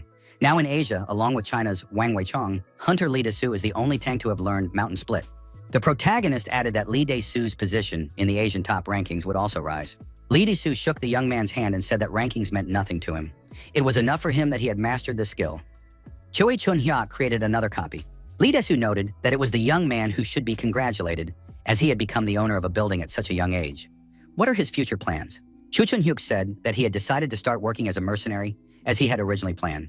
His priority now is to hunt regularly in the beginner zone. He plans to take only D-class assignments. Lee Dae-soo suggested that if the young man has a building, then he must have plenty of money. Chu Chun-hyuk replied that the world is unpredictable and that he has a younger brother and sister to take care of. The young man noted that after losing his parents during the Great Catastrophe, hard times ensued. As a result, his youth was a continuous nightmare. Therefore, he does not want his brother and sister's future to turn into a nightmare as well. He wants to give them a life free from financial difficulties, a life filled with freedom and hope. Lee Dae-soo said that this was unlikely. The Great Catastrophe is only the beginning. The world is gradually moving towards destruction. The frequency of sudden gates and terrible monsters appearing is increasing day by day, while the resources to fight them are running out. On top of that, now they have to deal with villains. First it was Deku, now it's Kanem. Fear of a serial killer of hunters is spreading. Lee Dae-soo noticed that there had been a series of attacks on hunters in the Kanem area recently. They say the suspect is a well-known villain who was active in Daegu. His name is Cha Jin-soo. Lee Dae-soo said that it's already hard enough for them to deal with monsters, and now they'll have to fight people too. Lee Dae-soo suggested that what the boys really need for the future is not this building. They need a peaceful sky above their heads without monsters and people like the Awakened. The young man was hiding in a secluded place. He thought he had been in contact with the association for a long time. Why hadn't they sent help yet? An armed man in a hood approached him. The wounded guy was surprised. Cha Jin-soo? He was working in the Daegu area. Cha Jin-soo asked if the guy had ever seen villains who stayed in one place. They come and go as they please. The villain wondered why his teammates were so heartless. How could they abandon their wounded comrade and run away without even looking back? The wounded hunter jumped up and rushed at the villain with cries, but the villain fell silent, not letting him get close. The villain, Cha Jin-soo, parried the attack and knocked the young man to the ground again. The villain said that if the boy hadn't called for help, he wouldn't have been in such a hurry and would have enjoyed himself. But now there was nothing he could do. The villain asked if Choi Chun-hyuk knew anything about him. Recently, this guy had been in the news. The wounded man began to curse and call the villain all sorts of nasty names. The villain stabbed him several more times and said that the guy would have died anyway under any other circumstances. The villain took out his smartphone and watched the videos he was interested in. The video showed that Tank had fought 5 monsters alone. The villain said that he hadn't had a decent toy in a long time. A week later, hunting grounds near the city of Goyang, a zone for beginners. Hunters hone their skills and fight monsters of varying difficulty. Chu Chun-hyuk said that this was the last monster for today. Tank told the young man not to hold back, as there was very little left. However, there was more than one monster. Our hero must not relax yet. The archer jumped to the side, firing a shot in midair. The archer told the attacker to block this monster. The young man swung his blades and delivered a powerful blow. A unique skill was activated, imbuing the weapon with powerful force. The monster was attacked, and explosions appeared on its body. Chu Chun-hyuk said that now there was only one monster left. Stop provoking it, just destroy it. So Yejin pulled the bowstring and shot an arrow straight at the target. The monster was shot through the head and the target was hit. Chu Chun-hyuk thought that solo it would take 20 minutes, and a team hunt would take 2 hours and 20 minutes. However, there was no choice. People from all sides already called him unusual. The squad leader approached and praised Choi Chun-hyuk for his excellent work. He said that thanks to his provocation, today's hunt went much more smoothly than usual. Choi Chun-hyuk replied that there was no need to thank him. He was only grateful that he had been allowed to join today's hunt. Yu Sang-ji admitted that he was a little surprised. A few weeks ago, the young man was just a porter, and now he had suddenly become unusual and even wanted to work as a mercenary. Had he borrowed money from loan sharks? Cho Chun-hyuk said that the reason was different. Perhaps someday in the future, he would want to start his own guild. He noted that, unfortunately, he did not yet understand how to do this and did not have enough experience. Here, he would like to learn from the team leader, Yu Sang-jin. Yu Sang-jin said that a guild and a team are not the same thing, but there are similar aspects to managing a group.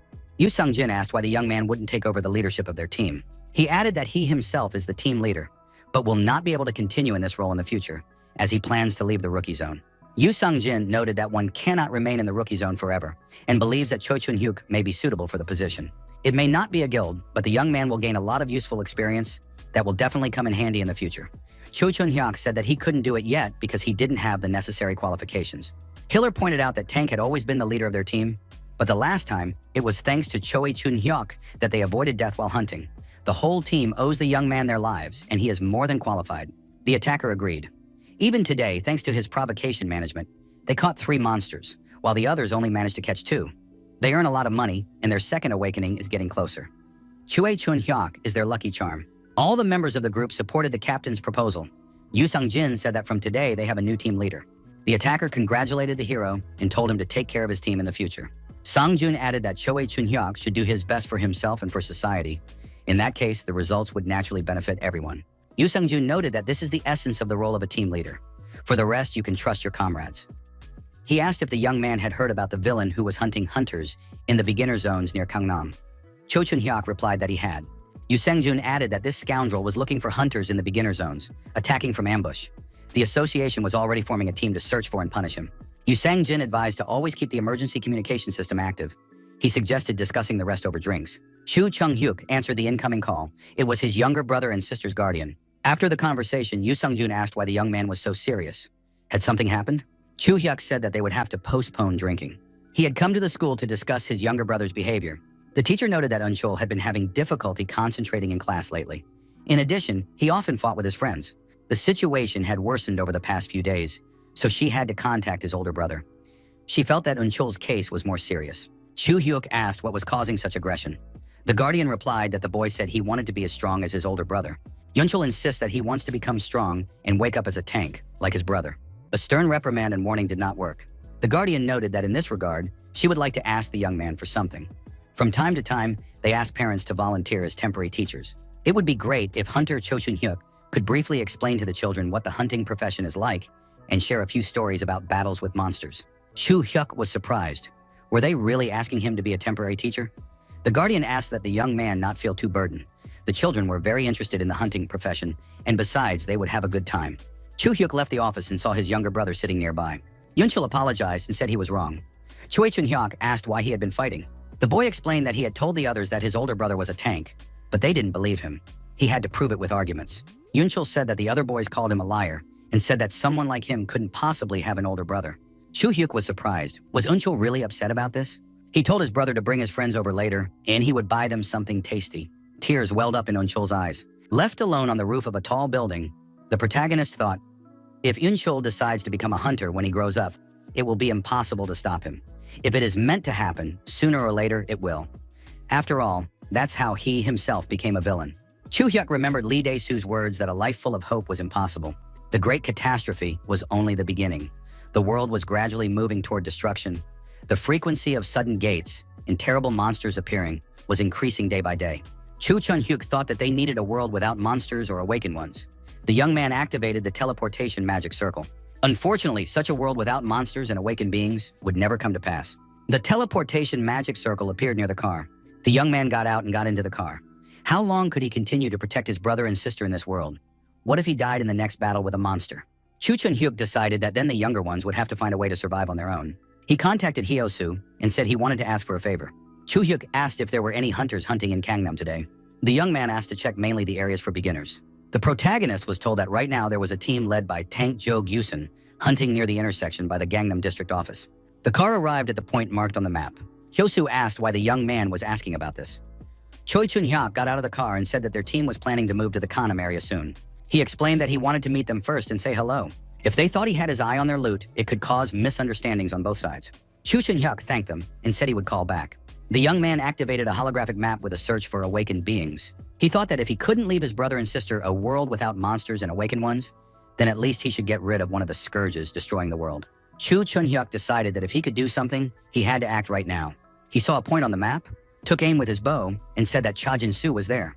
The arrow flew straight to its target, rapidly approaching the strike zone. At that moment, the hunter was fighting a huge monster. The arrow pierced the hunter through and through. The hunter coughed and blood came out of his mouth. The young man was delighted to see that the arrow had reached its target. The archer listened to the broadcast. The hunters were surprised. Where did this arrow come from? Who could do such a thing at a time when Xeris was approaching? The archer said that these hunters were actually the most useless. He continued to shoot, indignant at how they could think of fleeing just because one tank had died. The archer decided that next time he would aim for the head. Someone said that they hadn't seen each other in a long time. The young man looked around and asked in surprise, "Who's here?" The stranger with the arrow in his hand asked how he should destroy Cha Jin-soo so that it would make all the headlines. The archer didn't understand what was going on. How did this guy know his name? Were they acquainted? Chu Chun-hyuk broke the arrow and said that they didn't know each other, but that Cha Jin-soo would soon learn about him. The villain was indignant. Was this guy really joking around right now? Chu Chun-hyuk silently threw the broken arrow aside. He said he knew this guy. He had betrayed the villain he used to work with and sold his location. The young man added that it was this scoundrel who forced him to use the rollback stone before he had finished his training. Cha Jin-soo didn't understand what he was talking about and said that this guy was out of his mind. Chu Chun-hyuk replied that Cha Jin-soo wouldn't understand anything anyway, so he might as well just attack. Was he afraid? Cha Jin-soo got angry, clenched his fists, and rushed to attack. Choi Chun-hyuk activated the quick movement skill. Cha Jin-soo approached quickly and prepared to strike. The villain began swinging his fists, but he couldn't reach his target. Cha Jin-soo began to swing his legs, but the result was the same. His opponent kept dodging. Chu Chun-hyuk dodged again, and his opponent flew to the side. The protagonist noted that he did not expect to see such confusion on this guy's face. With his first strike, Choi Chun-hyuk punched his opponent in the nose. Our hero noticed that Cha Jin-soo had failed. The protagonist added that after today, his opponent would no longer be able to show such a face. Suddenly, thick, acrid smoke appeared between the rivals. Choi Chun-hyuk was surprised. What was that? His eyes could not see anything. Taking advantage of the confusion, the villain took out a sharp knife. The protagonist thought that Cha Jin-soo had decided to use various tricks. At one point, the villain appeared behind the hero, holding a knife at the ready. Chu Chun-hyuk activated his hyper-perception skill.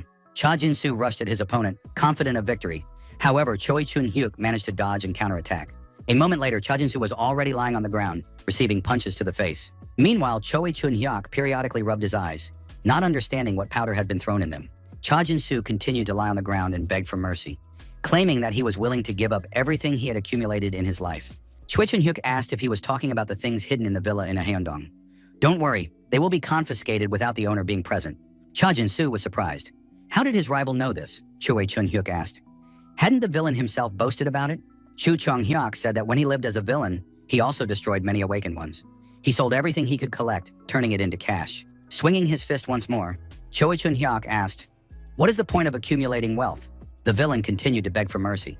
The blows continued and Cha Jin-soo was immobilized. After a while, the villain's body was found unconscious near the police station. Breaking news reported that the prime suspect in a series of attacks on hunters in the beginner zone in the Gangnam area was arrested by police last night. Early this morning, around 4 a.m., the police arrested the suspect, Cha Jin-soo. Chu Chun-hyuk thought that before the time rollback, he was on par with Cha Jin-soo in terms of strength, but the difference in strength was obvious. The hero felt that he could tear this guy apart like a piece of paper. Chu Chun-hyuk felt happy, knowing that the criminal had been caught. The hunter appeared before the cameras and admitted that he was ashamed to say it. But because of Cha Jin-soo, hunting in the Gangnam area was extremely difficult. Many even left out of fear. He added that now a huge burden had been lifted, and hunters could focus solely on their work. The president of the association entered the office and apologized for being late. The head asked why the young man had requested a meeting. Was he in trouble? Chu Chun-hyuk replied that he was not in trouble, but there were a few points he would like to discuss and change in the contract. The man said he would listen to the request with interest. Chu Chung-hyuk noted that he would have to break the promise he had made to the president. The young man stopped by his old friend's house. Opening the door, he was surprised. Who was calling so early in the morning? Chu Chun-hyuk was surprised himself. How could anyone sleep at such an hour? Jiang-soo opened the door, saw Cho Chun-hyuk, bowed, and greeted the hunter. Chu Chung-hyuk asked in surprise why Jiang-soo looked like a mafia member. Jiang-soo apologized and asked what had brought the hunter there. Cho Chun-hyuk replied that he wanted to tell the grandmother something. Jiang-soo called out to the grandmother that someone had come to see her, explaining that Choi Chun-hyuk wanted to talk to her. He added that it was very important, so the grandmother should hurry. Choi Chun-hyuk placed a crystal on the table in front of the grandmother. The woman was surprised. What was it? The young man explained that it was a stone that awakened the attacker. The grandmother noticed that it was a very expensive item. She had heard that it was worth over $1 billion. Chu Chun-hyuk acknowledged its market value. The grandmother was surprised. Why did he bring it here? The hunter said that if the grandmother agreed, he planned to give the stone to Chang-soo. The woman asked, "Why give such a valuable item to that fool?" Chu Cheon-hyuk explained that he had a lot of work to do and needed a reliable person who could perform difficult tasks. He believed that Jiang-soo was a suitable candidate. The grandmother was surprised. Could her grandson really be reliable? Jiang-soo was indignant. Chu Chun-hyuk noted that although Jiang-soo was a little absent-minded, he would not betray anyone. The woman agreed. Although the young man had been problematic in his youth, betrayal was not expected of him. He added that even though the grandmother had tried to dissuade her grandson, he had become a porter and gone hunting. If he was going to dangerous areas, it would be better to take him along. Choi Chun-hyuk said he would take responsibility for Chang-soo's safety. The grandmother agreed. Jiang-soo was delighted and thanked his grandmother. The woman told her grandson not to act like he had been awakened. The grandmother asked if Jiang-soo would become part of the association, like Choi Chun-hyuk. The hero explained that he works as a private mercenary, so he is not officially a member of the association. Chang-soo asked if the association agreed with this and noted that they would hardly like it.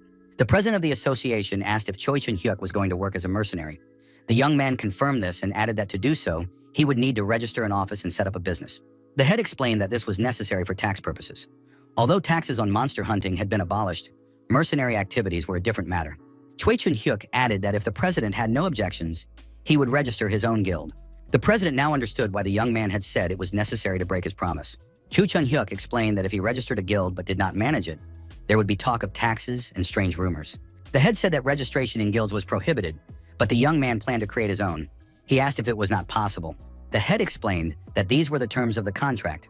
If the young man received support from the association, it would not be able to help him with this.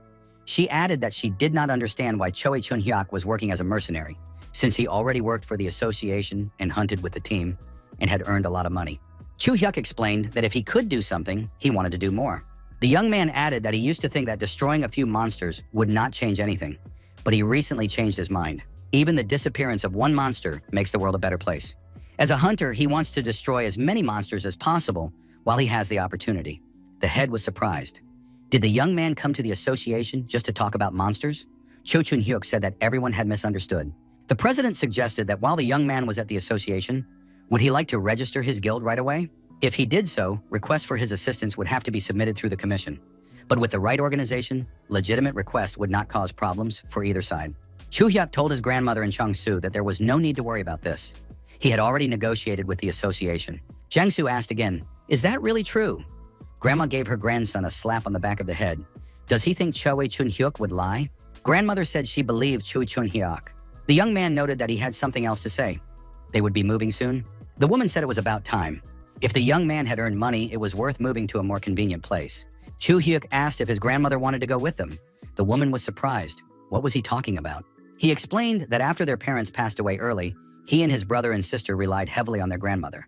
If Chang Soo became busy, his grandmother would be alone a lot and might feel lonely. The woman told Choi Chun Hyuk to forget about the offer. Why move somewhere else when she had excellent housing? Chu Hyuk rose from the table, bowed, and thanked the woman for caring for him as if he were her own child. A few weeks later, the young people stood in front of the office entrance with the sign JH Mercenary Corp. Jang Soo was thrilled. This is so cool!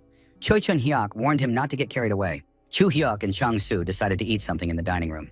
Chang Soo said that it looked very tasty. On moving or opening days, you have to eat changjaman. Choi Chun Hyuk promised that he would treat the young man to something more expensive later. Chang Soo thanked him and said he would never forget his kindness. Choi Chun Hyuk replied that there was no need to thank him. It was just a bowl of food. Chang Soo clarified that he meant not only that, but also the awakening stone. Awakening stones had become rare, so they were worth a fortune. And yet Choi Chun Hyuk had given him this stone. Chu Chun Hyuk told Chang Soo not to feel burdened. First of all, the stone wasn't his.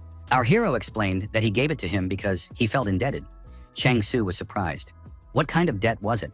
A girl approached the young men and was surprised to see what they were eating. There were two girls, and they noted that it was impressive that young people were starting a mercenary guild. Chun Hyuk was surprised. Could it be Kang Ji-yoon, the sorceress from the Genesis Guild? The girl reminded him that they were seeing each other for the first time since the awakening test at the association. Jang Soo said that Kang Ji-yoon was even more beautiful in person. Choi Chun Hyuk told the young man to calm down. Ji-yoon thanked him and added that the young man made her feel uncomfortable. Choi Chun Hyuk asked how the girl found out where he was. At that moment, Lee Dae-soo entered the room and said that it was disappointing. He noted that Choi Chun Hyuk should have told him about the plans to open the guild. Chu Hyuk was even more surprised. How could Lee Dae-soo have found out about it? Kang Ji-eun showed him her smartphone screen and said she had seen it. Someone named Park Chang-soo had been messaging her on direct the whole time. Chu Hyuk was surprised. How could Chang-soo write such things on social media without his permission? The young man replied that he was trying to help with promotion. Chang-soo added that it was business and marketing was very important. Lee Dae-soo asked why Choi Chun Hyuk was tormenting this guy. After all, promotion was really necessary. Choi Chun Hyuk replied that he was the only one in this mercenary guild, so he planned to keep everything a secret. Lee Dae-soo said that now he understood everything. And now these two are just sitting and eating changjaman on such a great day. Chu Chung Hyuk apologized and added that if he had known Lee Dae-soo was coming, he would have definitely prepared something better. Lee Dae-soo said not to worry. He had ordered catering in advance. Chu Chung Hyuk asked what had been ordered. Lee Dae-soo replied that there was no need to thank him. It was just a small gift from him. Chu Chung Hyuk smiled and thanked the Lee Dae-soo. Hae-soo congratulated our hero on registering the guild. The girl asked if the building really belonged to him. Hee-soo added that owning a building at such a young age was admirable, and she was very jealous. Choi Chun Hyuk blushed with embarrassment and said he felt uncomfortable. Hee-soo asked why he was so embarrassed. Choi Chun Hyuk replied that people treated him with such respect simply because he was the owner of the building. Hae-soo said that this was very typical of Choi Chun Hyuk. His behavior made him even cooler. Hee-soo asked how their team's hunting would be affected by the mercenaries' work. Chu Hyuk replied that he would assign tasks so that one would not interfere with the other. There was no need to worry. Hee-soo said that after hearing this, she felt relieved. Ji-eun smiled and sarcastically said she was glad Hee-soo felt better. Hee-soo was indignant. She was talking to Choi Chun Hyuk. Why was Ji-eun interfering? Kang Ji-eun apologized and said she was in a hurry. She needed to tell Choi Chun Hyuk something. It wouldn't take long. Hae-soo said that it annoyed her and walked away. Kang Ji-eun said she would get straight to the point. She didn't come here just to congratulate him. She had a request. Chu Hyuk was surprised. Did the Genesis Guild really have a request for him? Ji-eun asked if the young man would accept a D-class assignment. Chu Hyuk replied that their tanks should be more than capable of handling D-class monsters. Why did they need this? Ji-eun added that the reward for the quest was set at 1 billion. Choi Chun Hyuk would of course receive the standard tank share. Jung-soo replied that they would of course take the request. The young man noted that it was an insane amount of money. Besides, it was Choi Chun Hyuk's first job. Most people don't turn down their first assignment. Ji-eun asked what Choi Chun Hyuk would say. If the guy agreed, she was ready to transfer the money right away. Chu Chung Hyuk agreed and added that he had two conditions. The young man asked if Ji-eun was interested in purchasing a skill card. Chu Hyuk added that the card was called Kirin's Blessing. It was a skill card for a buff. Kang Ji-eun asked in surprise, does the young man really have this skill card? The answer was yes. Her companion said she had just checked. The price of this skill card was about 13 billion. Chu Chun-hyuk added that if the girls were interested, he could show it to them. The sorceress asked, "What is the second condition?" The young man said that if the girl learned this skill, she would simply shake his hand. Ji-eun replied that they had agreed. A week later, Gangnam Advanced Zone. There was nothing but destruction all around. The hunting party emerged from the spatial portal and found themselves at the mission site. Chu Chun-hyuk asked if they weren't supposed to get to the beginner zone by transport. The girl replied that most guilds did so because they only had first stage awakened teleporters. But with third stage awakened teleporters, like hers, they could move directly to the advanced zone. Ji-eun asked about the location of the monsters. The cartographer replied that at the moment they were concentrated in 3 main areas. In one of the areas, 2 points were very close to each other, while the others were much further apart. Ji-eun said that in that case, they should head to the place where there was only one monster. The cartographer noted that the next closest area was also occupied by other guilds. Ji-eun was indignant. What did that mean? They had agreed in advance that their hunting grounds would not overlap. The young man replied that Hunter Lee Dae-soo from Tabak had heard that Choi Chun-hyuk would be their tank, so he simply told them to take that zone. Ji-eun replied that this would not work and decided to talk to the tank directly. Choi Chun-hyuk told the girl that everything was fine. He would just take on all the responsibilities of the tank. Ji-eun was surprised. Did Choi Chun-hyuk really mean that he would be a tank for both guilds at the same time? The young man replied that he had already tried doing so, and it was tolerable. He just needed to increase the provocation time a little. The guy added that there shouldn't be any particular problems. Aggressive monsters were moving toward the group of hunters. The girl said that this guy was certainly a guild master, but he was still D-class. Wouldn't it be safer to proceed with caution? Kang Ji-eun replied that there was no need to worry. He had already tanked 5 monsters on his own. Besides, this guy was special. Ji-eun said that her companion was acting strangely. She usually didn't worry about others. Could it be that she liked Cho Chun-hyuk? The girl explained that this was not the case. He just seemed like a good person to her. Ji-eun asked what she meant by that. The girl explained that most tanks with such a level of fame usually behave arrogantly because they consider themselves better than others. However, Cho Chun-hyuk did his best to shake hands with all the guild members at the beginning. He always remains humble, and that's why she thought he was a good person. Ji-eun received a signal that it was time to start preparing. Chu-hyuk said that as soon as he gave the signal, they should focus on light attacks.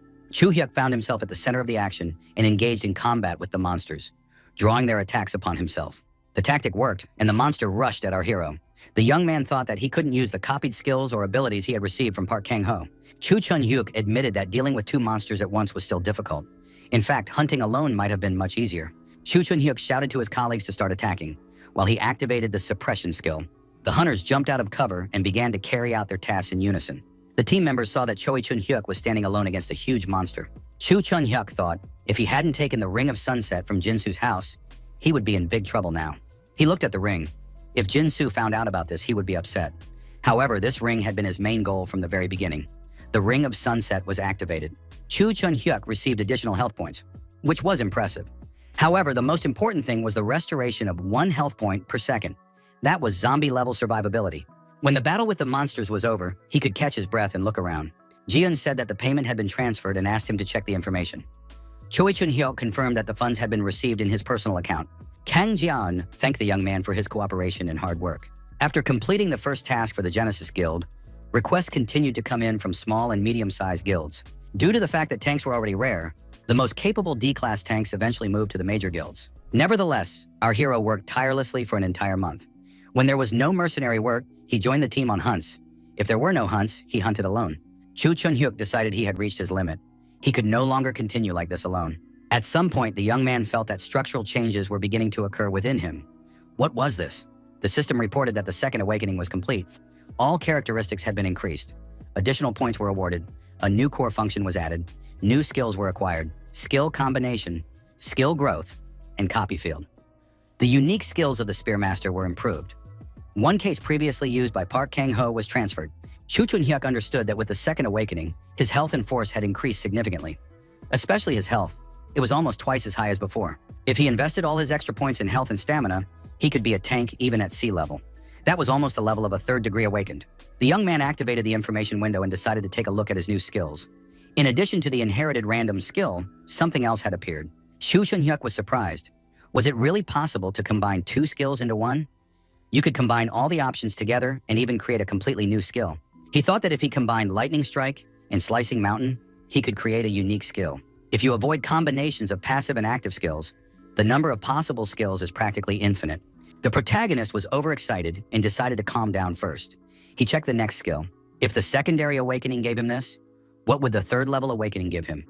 Now he had to check the skill that interested him the most. A universal skill, the summoning of a Valkyrie, whose characteristics are proportional to the summoner's base parameters. The young man realized what skill he had accidentally received from Park Kang-ho. Summoning a Valkyrie. Chu Chun-hyuk immediately decided to test the skill and activated it.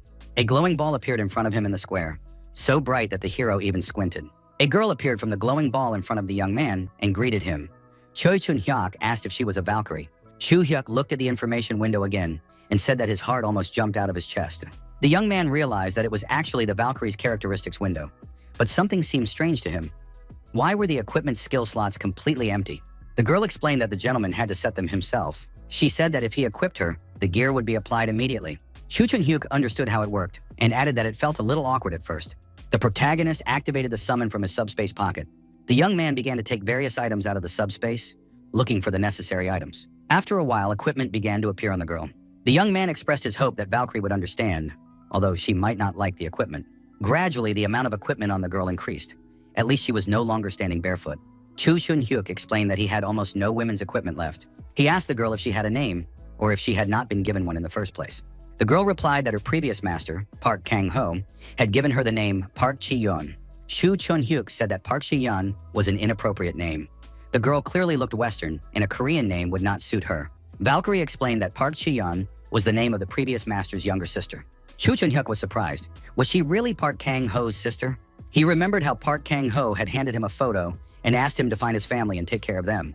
Park Kang-ho warned that if the young man broke his promise, he would not forgive him even after his death. The girl said that if her name was inconvenient for the master, he could change it.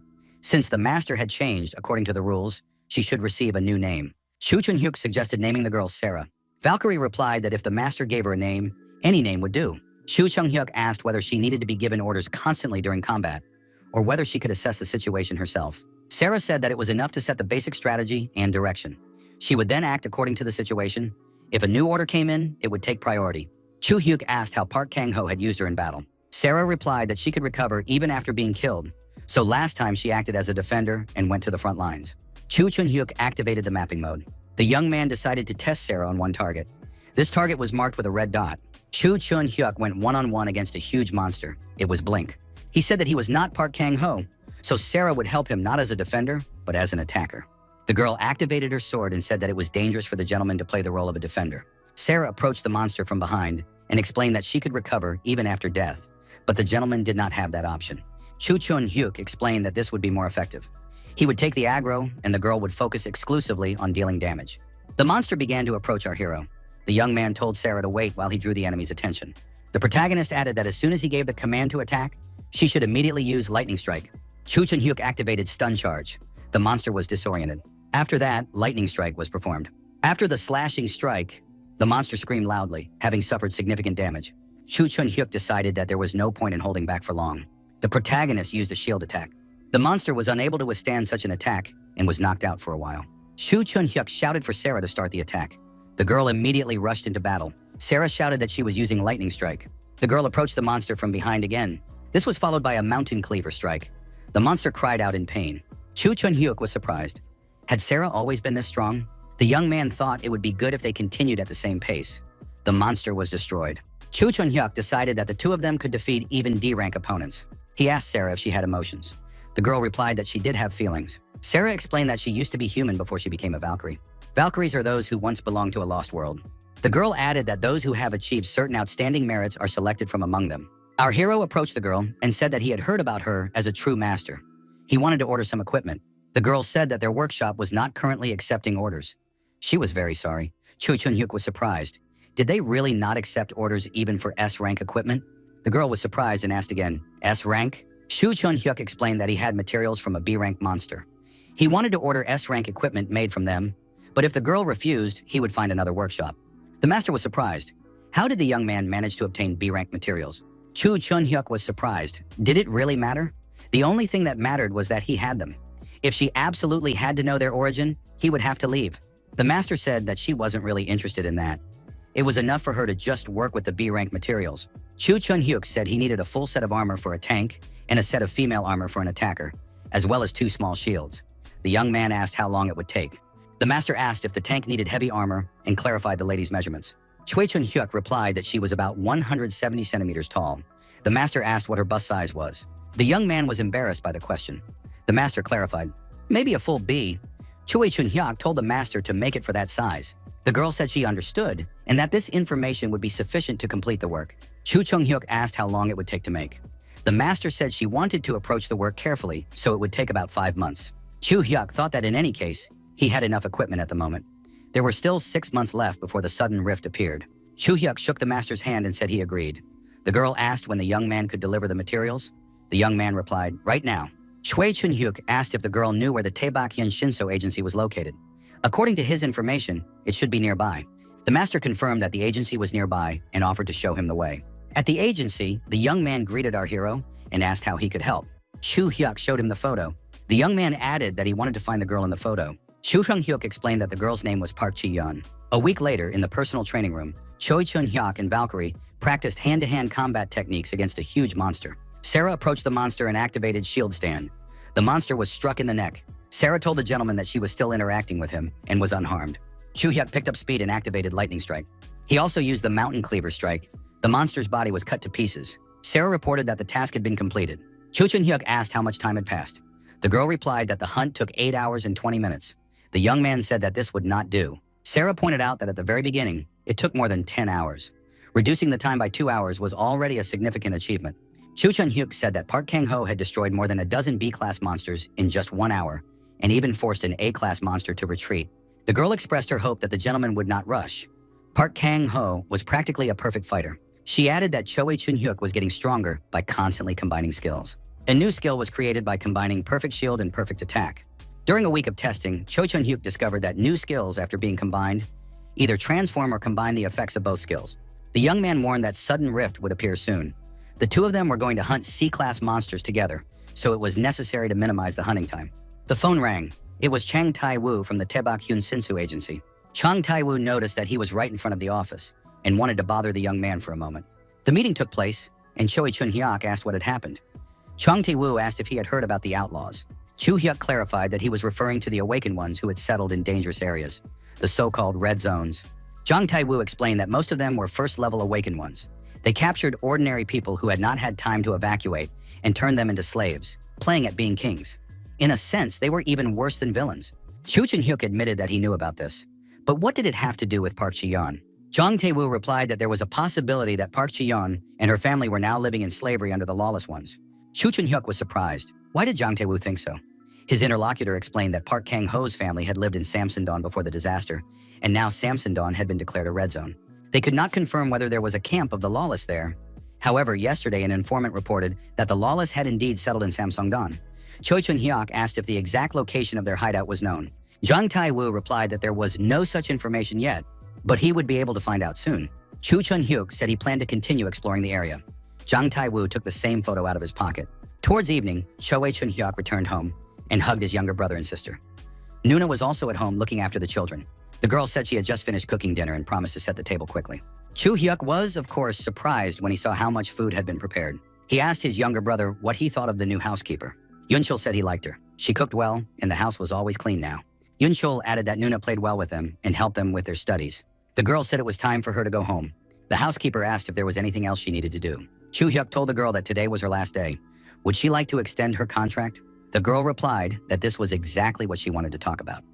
If the gentleman didn't mind, she would like to work on a permanent basis. Chu Chun-hyuk scratched the back of his head and said he didn't mind. There were only children in the house, so he asked the head of the association to help him find a housekeeper, but he didn't expect such a young person to come. At first, he even wondered why the girl was doing this. Jae-hee explained that she was in a difficult financial situation and her mother was ill.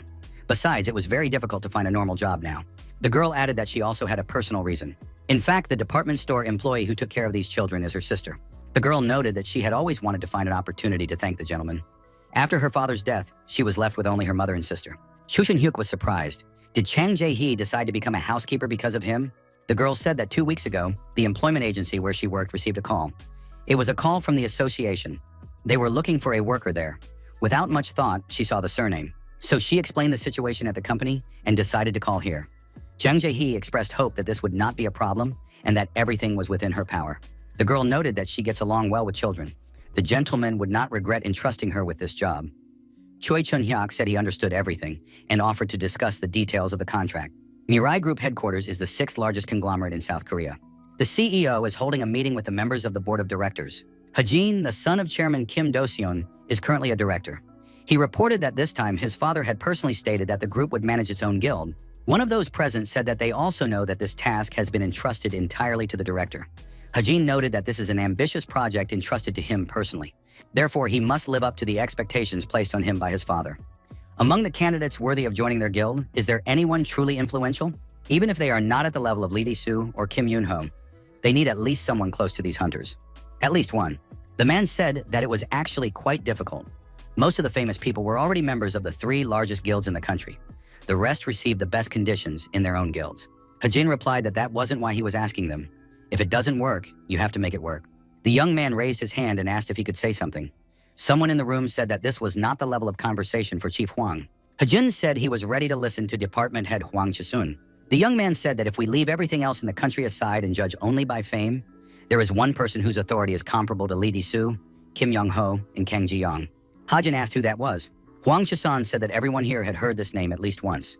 It was irregular Choi Chun-hyuk. Hajin agreed and was surprised. Why had he personally forgotten about this guy? He was the one who was able to hold back 5 D-class monsters at once, even though Lee Dae-soo himself said it was impossible. Hwang Chi-seon added that if they managed to recruit this guy, they would not only gain in terms of reputation, but also from a practical point of view, it would be hugely beneficial. Hajin agreed. Youth is about the ability to think outside the box. No wonder they say, young wine is poured into new wineskins. Unlike the old grumblers, Chief Hwang Chi-seon is young, so his mind is racing. Hajin suggested that this guy was under contract with the association. The contract probably had a clause prohibiting him from joining any guilds. How was Hwang Chi-seon going to lure him away? Chasun replied that he knew that. That is why all the major guilds that wanted to recruit him ended up giving up.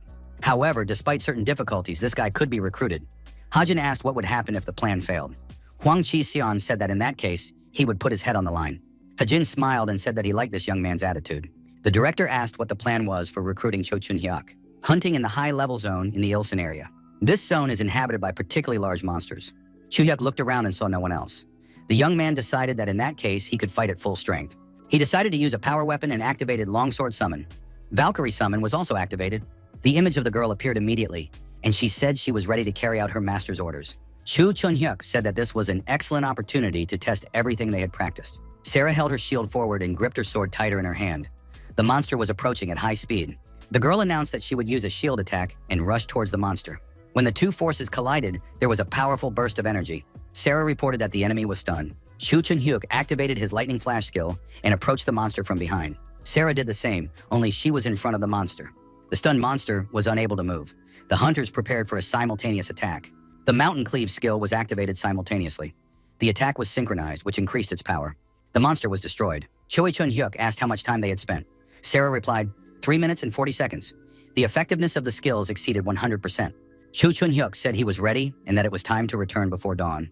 Unexpectedly, a gate appeared a few dozen meters away. Cho Chun-hyuk was surprised. Could spontaneous gates really appear at such a moment? Sarah said that it was the treasure gate.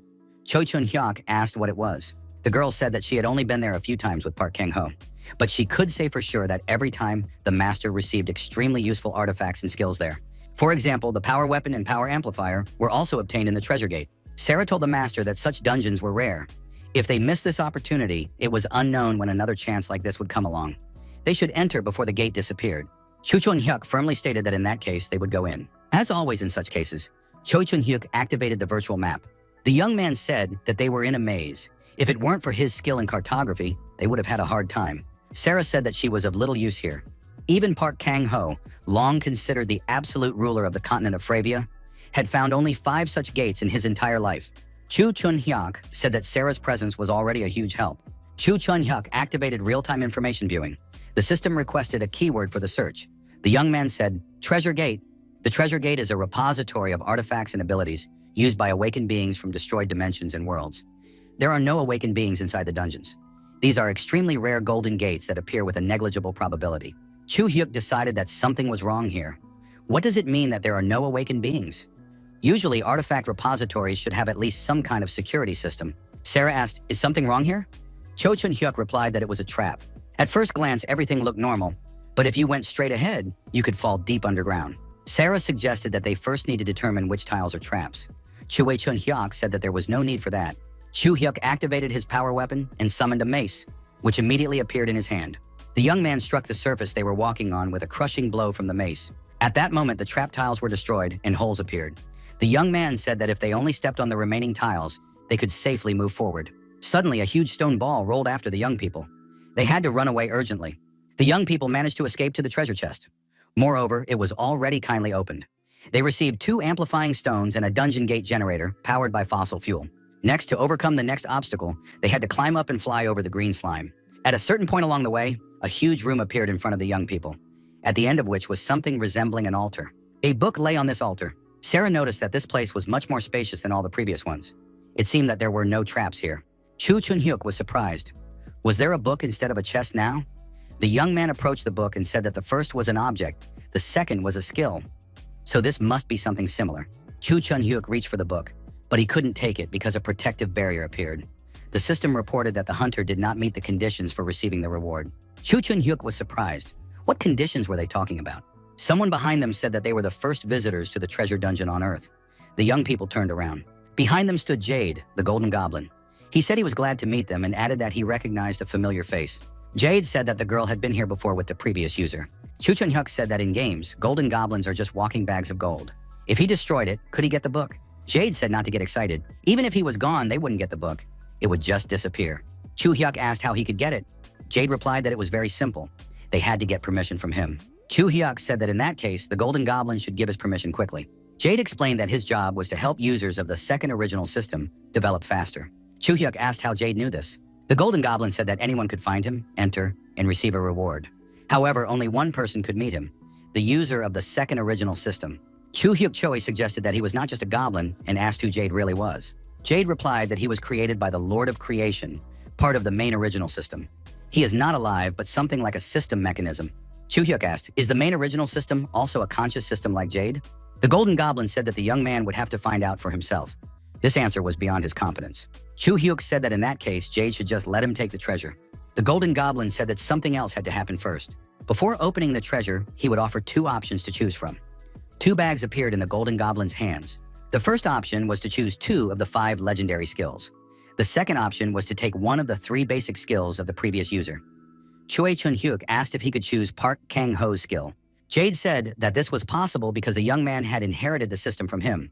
The transfer was complete, so the young man received this privilege. Sarah told the gentleman that Park Kang-ho did not trust this golden goblin, so Cho Chun-hyuk should not blindly trust him either. The girl added that Jade was surely up to something bad. The green goblin asked, was the young man having difficulty choosing? He would choose the legendary skills.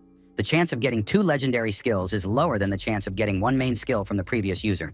Cho Chun-hyuk asked, did Park Kang-ho also receive such privileges? Jade said that Park Kang-ho took control of the system himself, so he didn't get any bonuses. Choo-hyuk asked under what conditions the treasure dungeon gate would activate. Jade replied that they are activated when the user of the second original system reaches the second awakened stage. Choo-hyuk understood why Kichul hadn't even mentioned them. That worthless man never achieved his second awakening and died without developing his powers. The golden goblin asked if the young man wanted to know anything else. Choi Chun-hyuk replied that this was enough. The golden goblin took out the bags again and told the young man to make his choice. 2 legendary skills, the chance of obtaining which was close to 0. Or 1 main skill from the previous user? Cho Chun-hyuk said that there was nothing to think about. The young man decided to choose 1 skill from the previous user. Jade asked if the young man was sure. The opportunity to choose 2 legendary skills was an incredible privilege. The protagonist said that 1 skill from the previous user was more important to him than 2 legendary ones. The golden goblin said he had no objections. It was a very wise choice. The book opened and lit up. The golden goblin announced that he would now show the list of skills. Choi Chun-hyuk chose one of the suggested skills. The universal skill, Giant Incarnation, was selected. When this skill is used, the body size increases. Registration of a crystal is required for activation. This skill increases spellcasters to a size comparable to a monster. If you register the appropriate crystals, you can increase the number of people to 8. If you assemble a squad of reliable fighters, you can create an entire team of giants. Cho Chun-hyuk thought this was an incredibly useful skill. The golden goblin said it was time to say goodbye. Cho Chun-hyuk said that it had been quite a useful time, even though he didn't want to admit it. He added that they would see each other next time. Jade said that this was only the second stage of awakening. The young man was still far from his goal. He had to become stronger quickly. The Golden Goblin added that sooner or later, if the young man continued to grow and develop, he would encounter the Lord of Creation, and at that moment he would finally become complete. Chung Jae-hee prepared a delicious dinner. The brothers and sister began to eat. Chu Chun-hyuk was glad to have learned something new, but for some reason, it only made him more anxious. If the Lord of Creation created the Golden Goblin, then his help was also part of the Creator's will. If Park Kang-ho feared him, then there were good reasons for it. Did the Lord of Creation really want to help him? Yoon-jung asked why her older brother was daydreaming again. Chu Chun-hyuk apologized and asked what his sister had just said. The girl reminded him that they had agreed to go to the amusement park on the weekend. Could they take her sister Jae-hee with them? It would be great if she could come with them. Eun-chul raised his hand and said he wanted that too. Chun-hyuk said he didn't mind, but that Jae-hee needed to rest over the weekend. The girl said she was fine. Jae-hee remarked that she also loves amusement parks. Cho Chun-hyuk asked if she was sure she would be okay. Jae-hee said that it would be interesting and that it would help her relieve stress. Eun-chul was delighted. That meant Jae-hee was coming with them. They would spend the weekend together. A man was playing golf in his room. His son stood obediently nearby. The golfer was Kim Do-seon, chairman of the Mirai Group. He asked how preparations for the guild were going, since Ha-jin wanted it so badly. Kim Do-seon noted that Ha-jin should not take this lightly under any circumstances. The chairman asked what had brought his son here at such an hour. Ha-jin said that he had actually come to ask his father for help. Kim Do-seon asked if his son had already come to him for support. The young man replied that he wanted to manage on his own. However, the person he was trying to recruit was directly connected to the chairman of the Association of the Awakened. This had caused complications. Kim Do-seon suggested that his son wanted to recruit the irregular Choe Chun-hyuk. Ha-jin admitted this and added that the chairman of the association was too serious an opponent for him. His father told his son to stop blindly banging his head against a wall, knowing that nothing would come of it. Instead, it would be wise to establish his boundaries and ask for help. Ha-jin explained that the main obstacle to his recruitment was the association. If this problem could be solved, he could handle the rest himself. His father said he understood. It seemed he would have to invite the chairman of the association to dinner. Kim Do-seon told his son to remember that if, despite all his efforts, Ha-jin was unable to recruit Choi Chun-hyuk, he would have to resign from his position. Seoul's Jamsil area, Joy World. The young people arrived at a real amusement park. The children were delighted. Eun-chul said he had never seen such a tall structure before. Jae-hee asked Eun-chul where he wanted to start. The boy replied that he wanted to start with the roller coaster. Jae-hee asked what Eun-jung wanted to start with. The girl replied that she wanted to start with the Viking. Jae-hee asked what Choi Chun-hyuk wanted to start with. The young man replied that he was ready to start with the gyro drop. Eun-chul said he had changed his mind and would go on the hero drop with his brother. Chu-hyuk said that they could do both. Today they would ride whatever they wanted, so there was no need to worry. Eun-chul was delighted. Jung Ji-hee asked if Choi Chun-hyuk was trying too hard. The young man replied that he had recently distanced himself from his younger siblings due to his heavy workload. However, if they were happy, so was he. A group of people appeared in the square. Many of them were wearing business suits. Chu-hyuk was surprised. What kind of security was this? So, he must be some kind of important person, not just an ordinary person. Among the arrivals was a boy. Chu Chun-hyuk asked if Jang Jae-hee knew this man. The girl replied that it was Lee Byung-hun, the eldest son of the head of Shin-sung Corporation, the #1 company in South Korean business. Chu-hyuk thought that this was the very corporation run by Lee Jong-jin. Now he understood why this face seemed familiar. This was the man who would turn Korea upside down in the future? Next to him stood a man in a large bear costume with balloons in his hands. The bear told someone that the target had just been confirmed. She had entered the amusement park. The targets for elimination were his son and 5 bodyguards. The interlocutor asked if there were any possible variables. The interlocutor replied, 2 adults and 2 children. There are no variables at this time. The children were happily riding the rides. While riding, our hero felt as if his strength was leaving him. After that, Chang Jae-hee told the children to come quickly to eat. The food was already on the table. Yoon-jung was delighted that there was even chicken. Yoon-cheol was delighted that there were churros. Jae-hee said she had specially ordered only things that children like. Chu-hyuk thought that playing with children was also hard work. Jang Jae-hee was simply the best nanny. The man suggested that his son, Sang-woo, take a short break and then continue on. Sang-woo and his father sat down nearby to rest. Chu Chun-hyuk thought that these security guards were getting on his nerves. Of all the places, they had to sit right here. At one point, Choe Chun-hyuk and Sang-woo's eyes met. The young man wondered, what is this boy looking at? On the roof of one of the amusement park buildings, there were criminals hiding in animal costumes. They were conducting secret surveillance using binoculars. One of the criminals asked if Purple had checked everything. The guy sitting next to the target is Cho Chun-hyuk.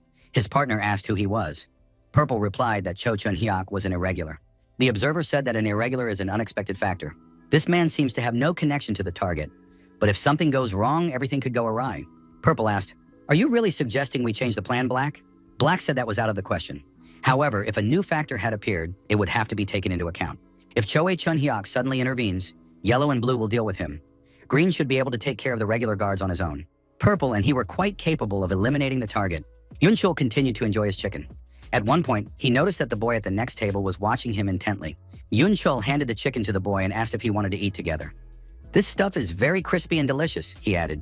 Yunchul said that he usually had to eat alone, but today he would make an exception and share. Sang-woo looked at the tempting piece of chicken with appetite. The guards noticed the boy who had decided to talk to Sang-woo. One of the guards told them not to offer the young gentleman questionable food or strike up a conversation with him. This was a warning. Yunchul was confused and apologized. Chun-hyuk was indignant. Had these guys completely lost their minds? Why were they scaring a child? The security guard said that this young man was behaving rudely. How dare he? The head of security told Kim to calm down. In places like this, children play and interact with each other, and that's normal. The man apologized and suggested that his guards had frightened these people. The man introduced himself. His name was Lee Byung-hoon. Chu Chun-hyuk shook his hand and told him his name. As they shook hands, he realized that he was not dealing with an awakened person.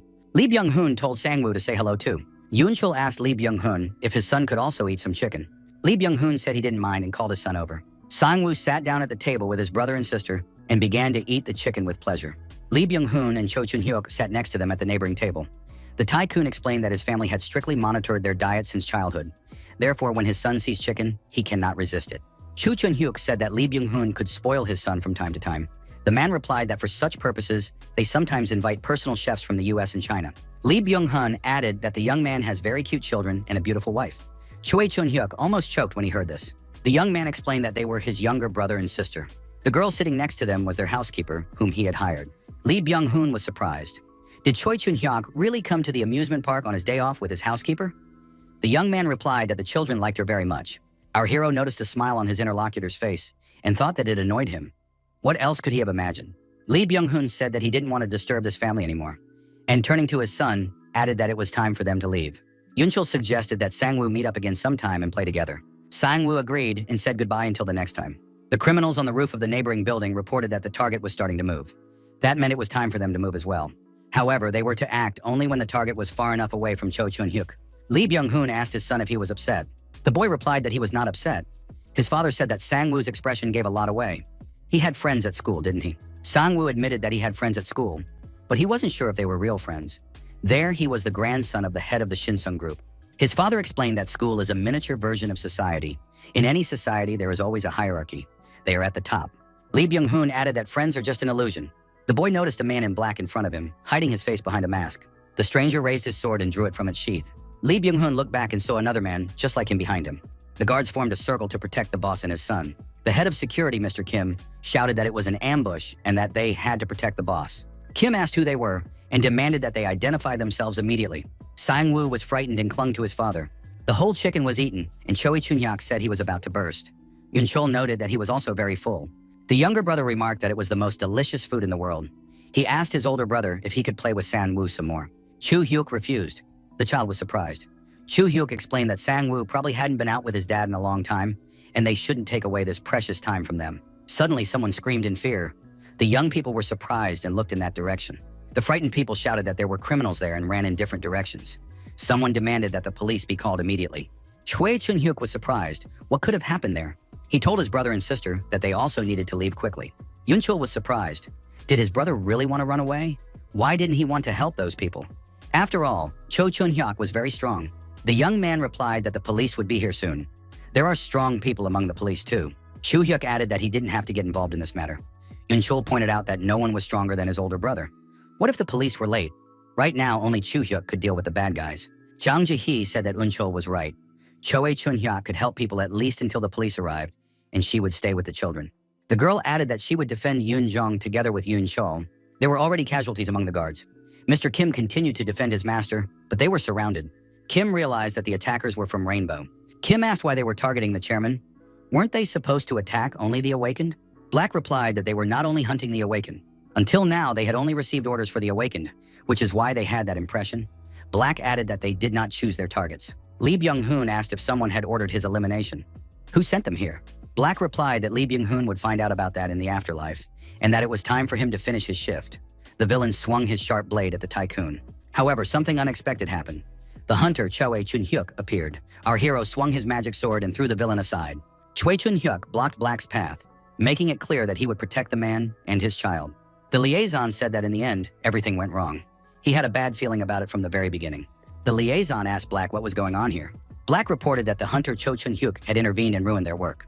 Cho Chung-hyuk said that if it weren't for Sang-woo, he wouldn't have interfered.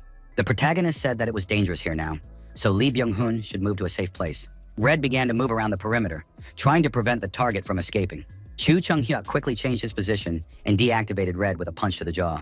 This was enough for Mr. Lee Byung-hun to move to a safer place. Now our hero was surrounded by members of the Rainbow Group. Cho Chun-hyuk told the guys not to get distracted while he was in front of them. The protagonist added that these colors were completely unsuitable for such a rainbow team. They should have chosen shades like in a real rainbow. Black asked why the young man got involved, since he has no connection to that corporation. Cho Chung-hyuk admitted that he really had no connection, and that it was not a matter of justice at all. Black wondered why the hunter was doing this then. Cho Chun-hyuk activated the glowing ball. The copy field was activated. Our hero acquired the skills of the one called Black. However, this was the skill tree of someone he had already met once before. The protagonist thought that this guy was indeed who he thought he was.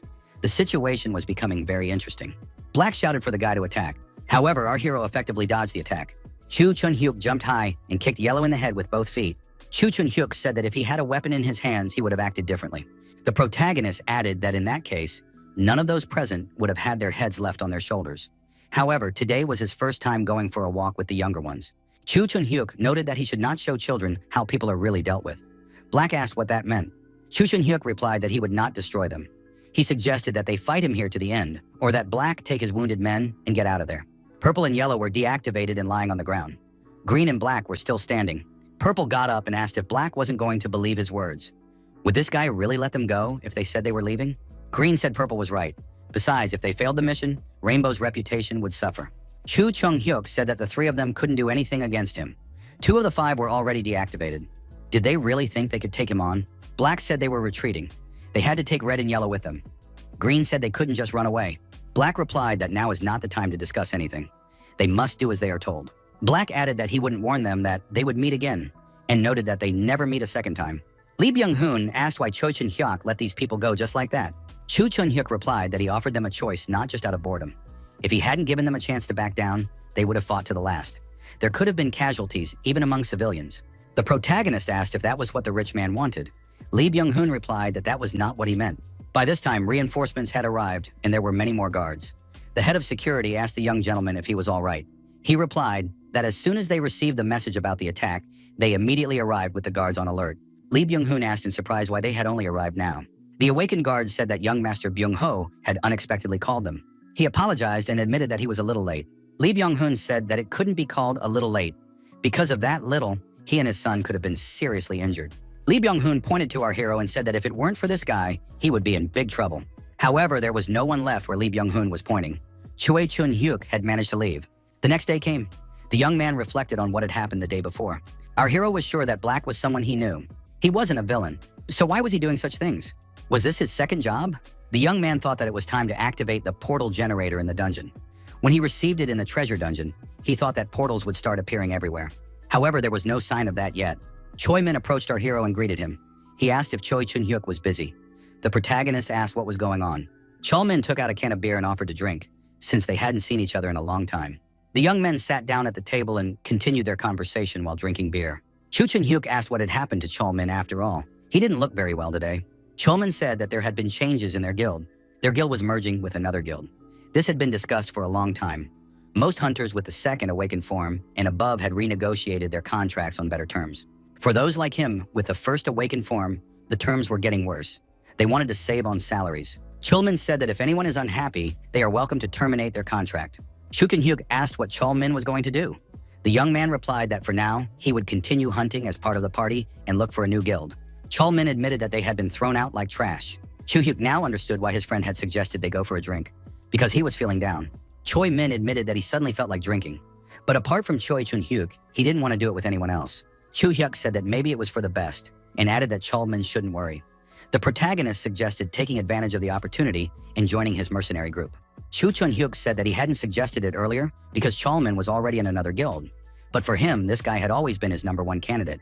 Choi Min thanked him for the offer, but said that he felt awkward calling Choi Chun-hyuk guild leader. The protagonist said that formalities were unnecessary here. Choo-hyuk added that officially, he was the leader, and in that case, Choi Min would be his deputy. But they could address each other as usual. Chulmin was still hesitant and thinking about something. In the end, he agreed, but asked if Choi Chun-hyuk would pressure him using his authority. The protagonist laughed in response. Choi Chun-hyuk asked if he started doing that. Would Chulmin put up with it? Chulmin said that in that case, he would respond appropriately. At that moment, the dungeon portal generator lit up,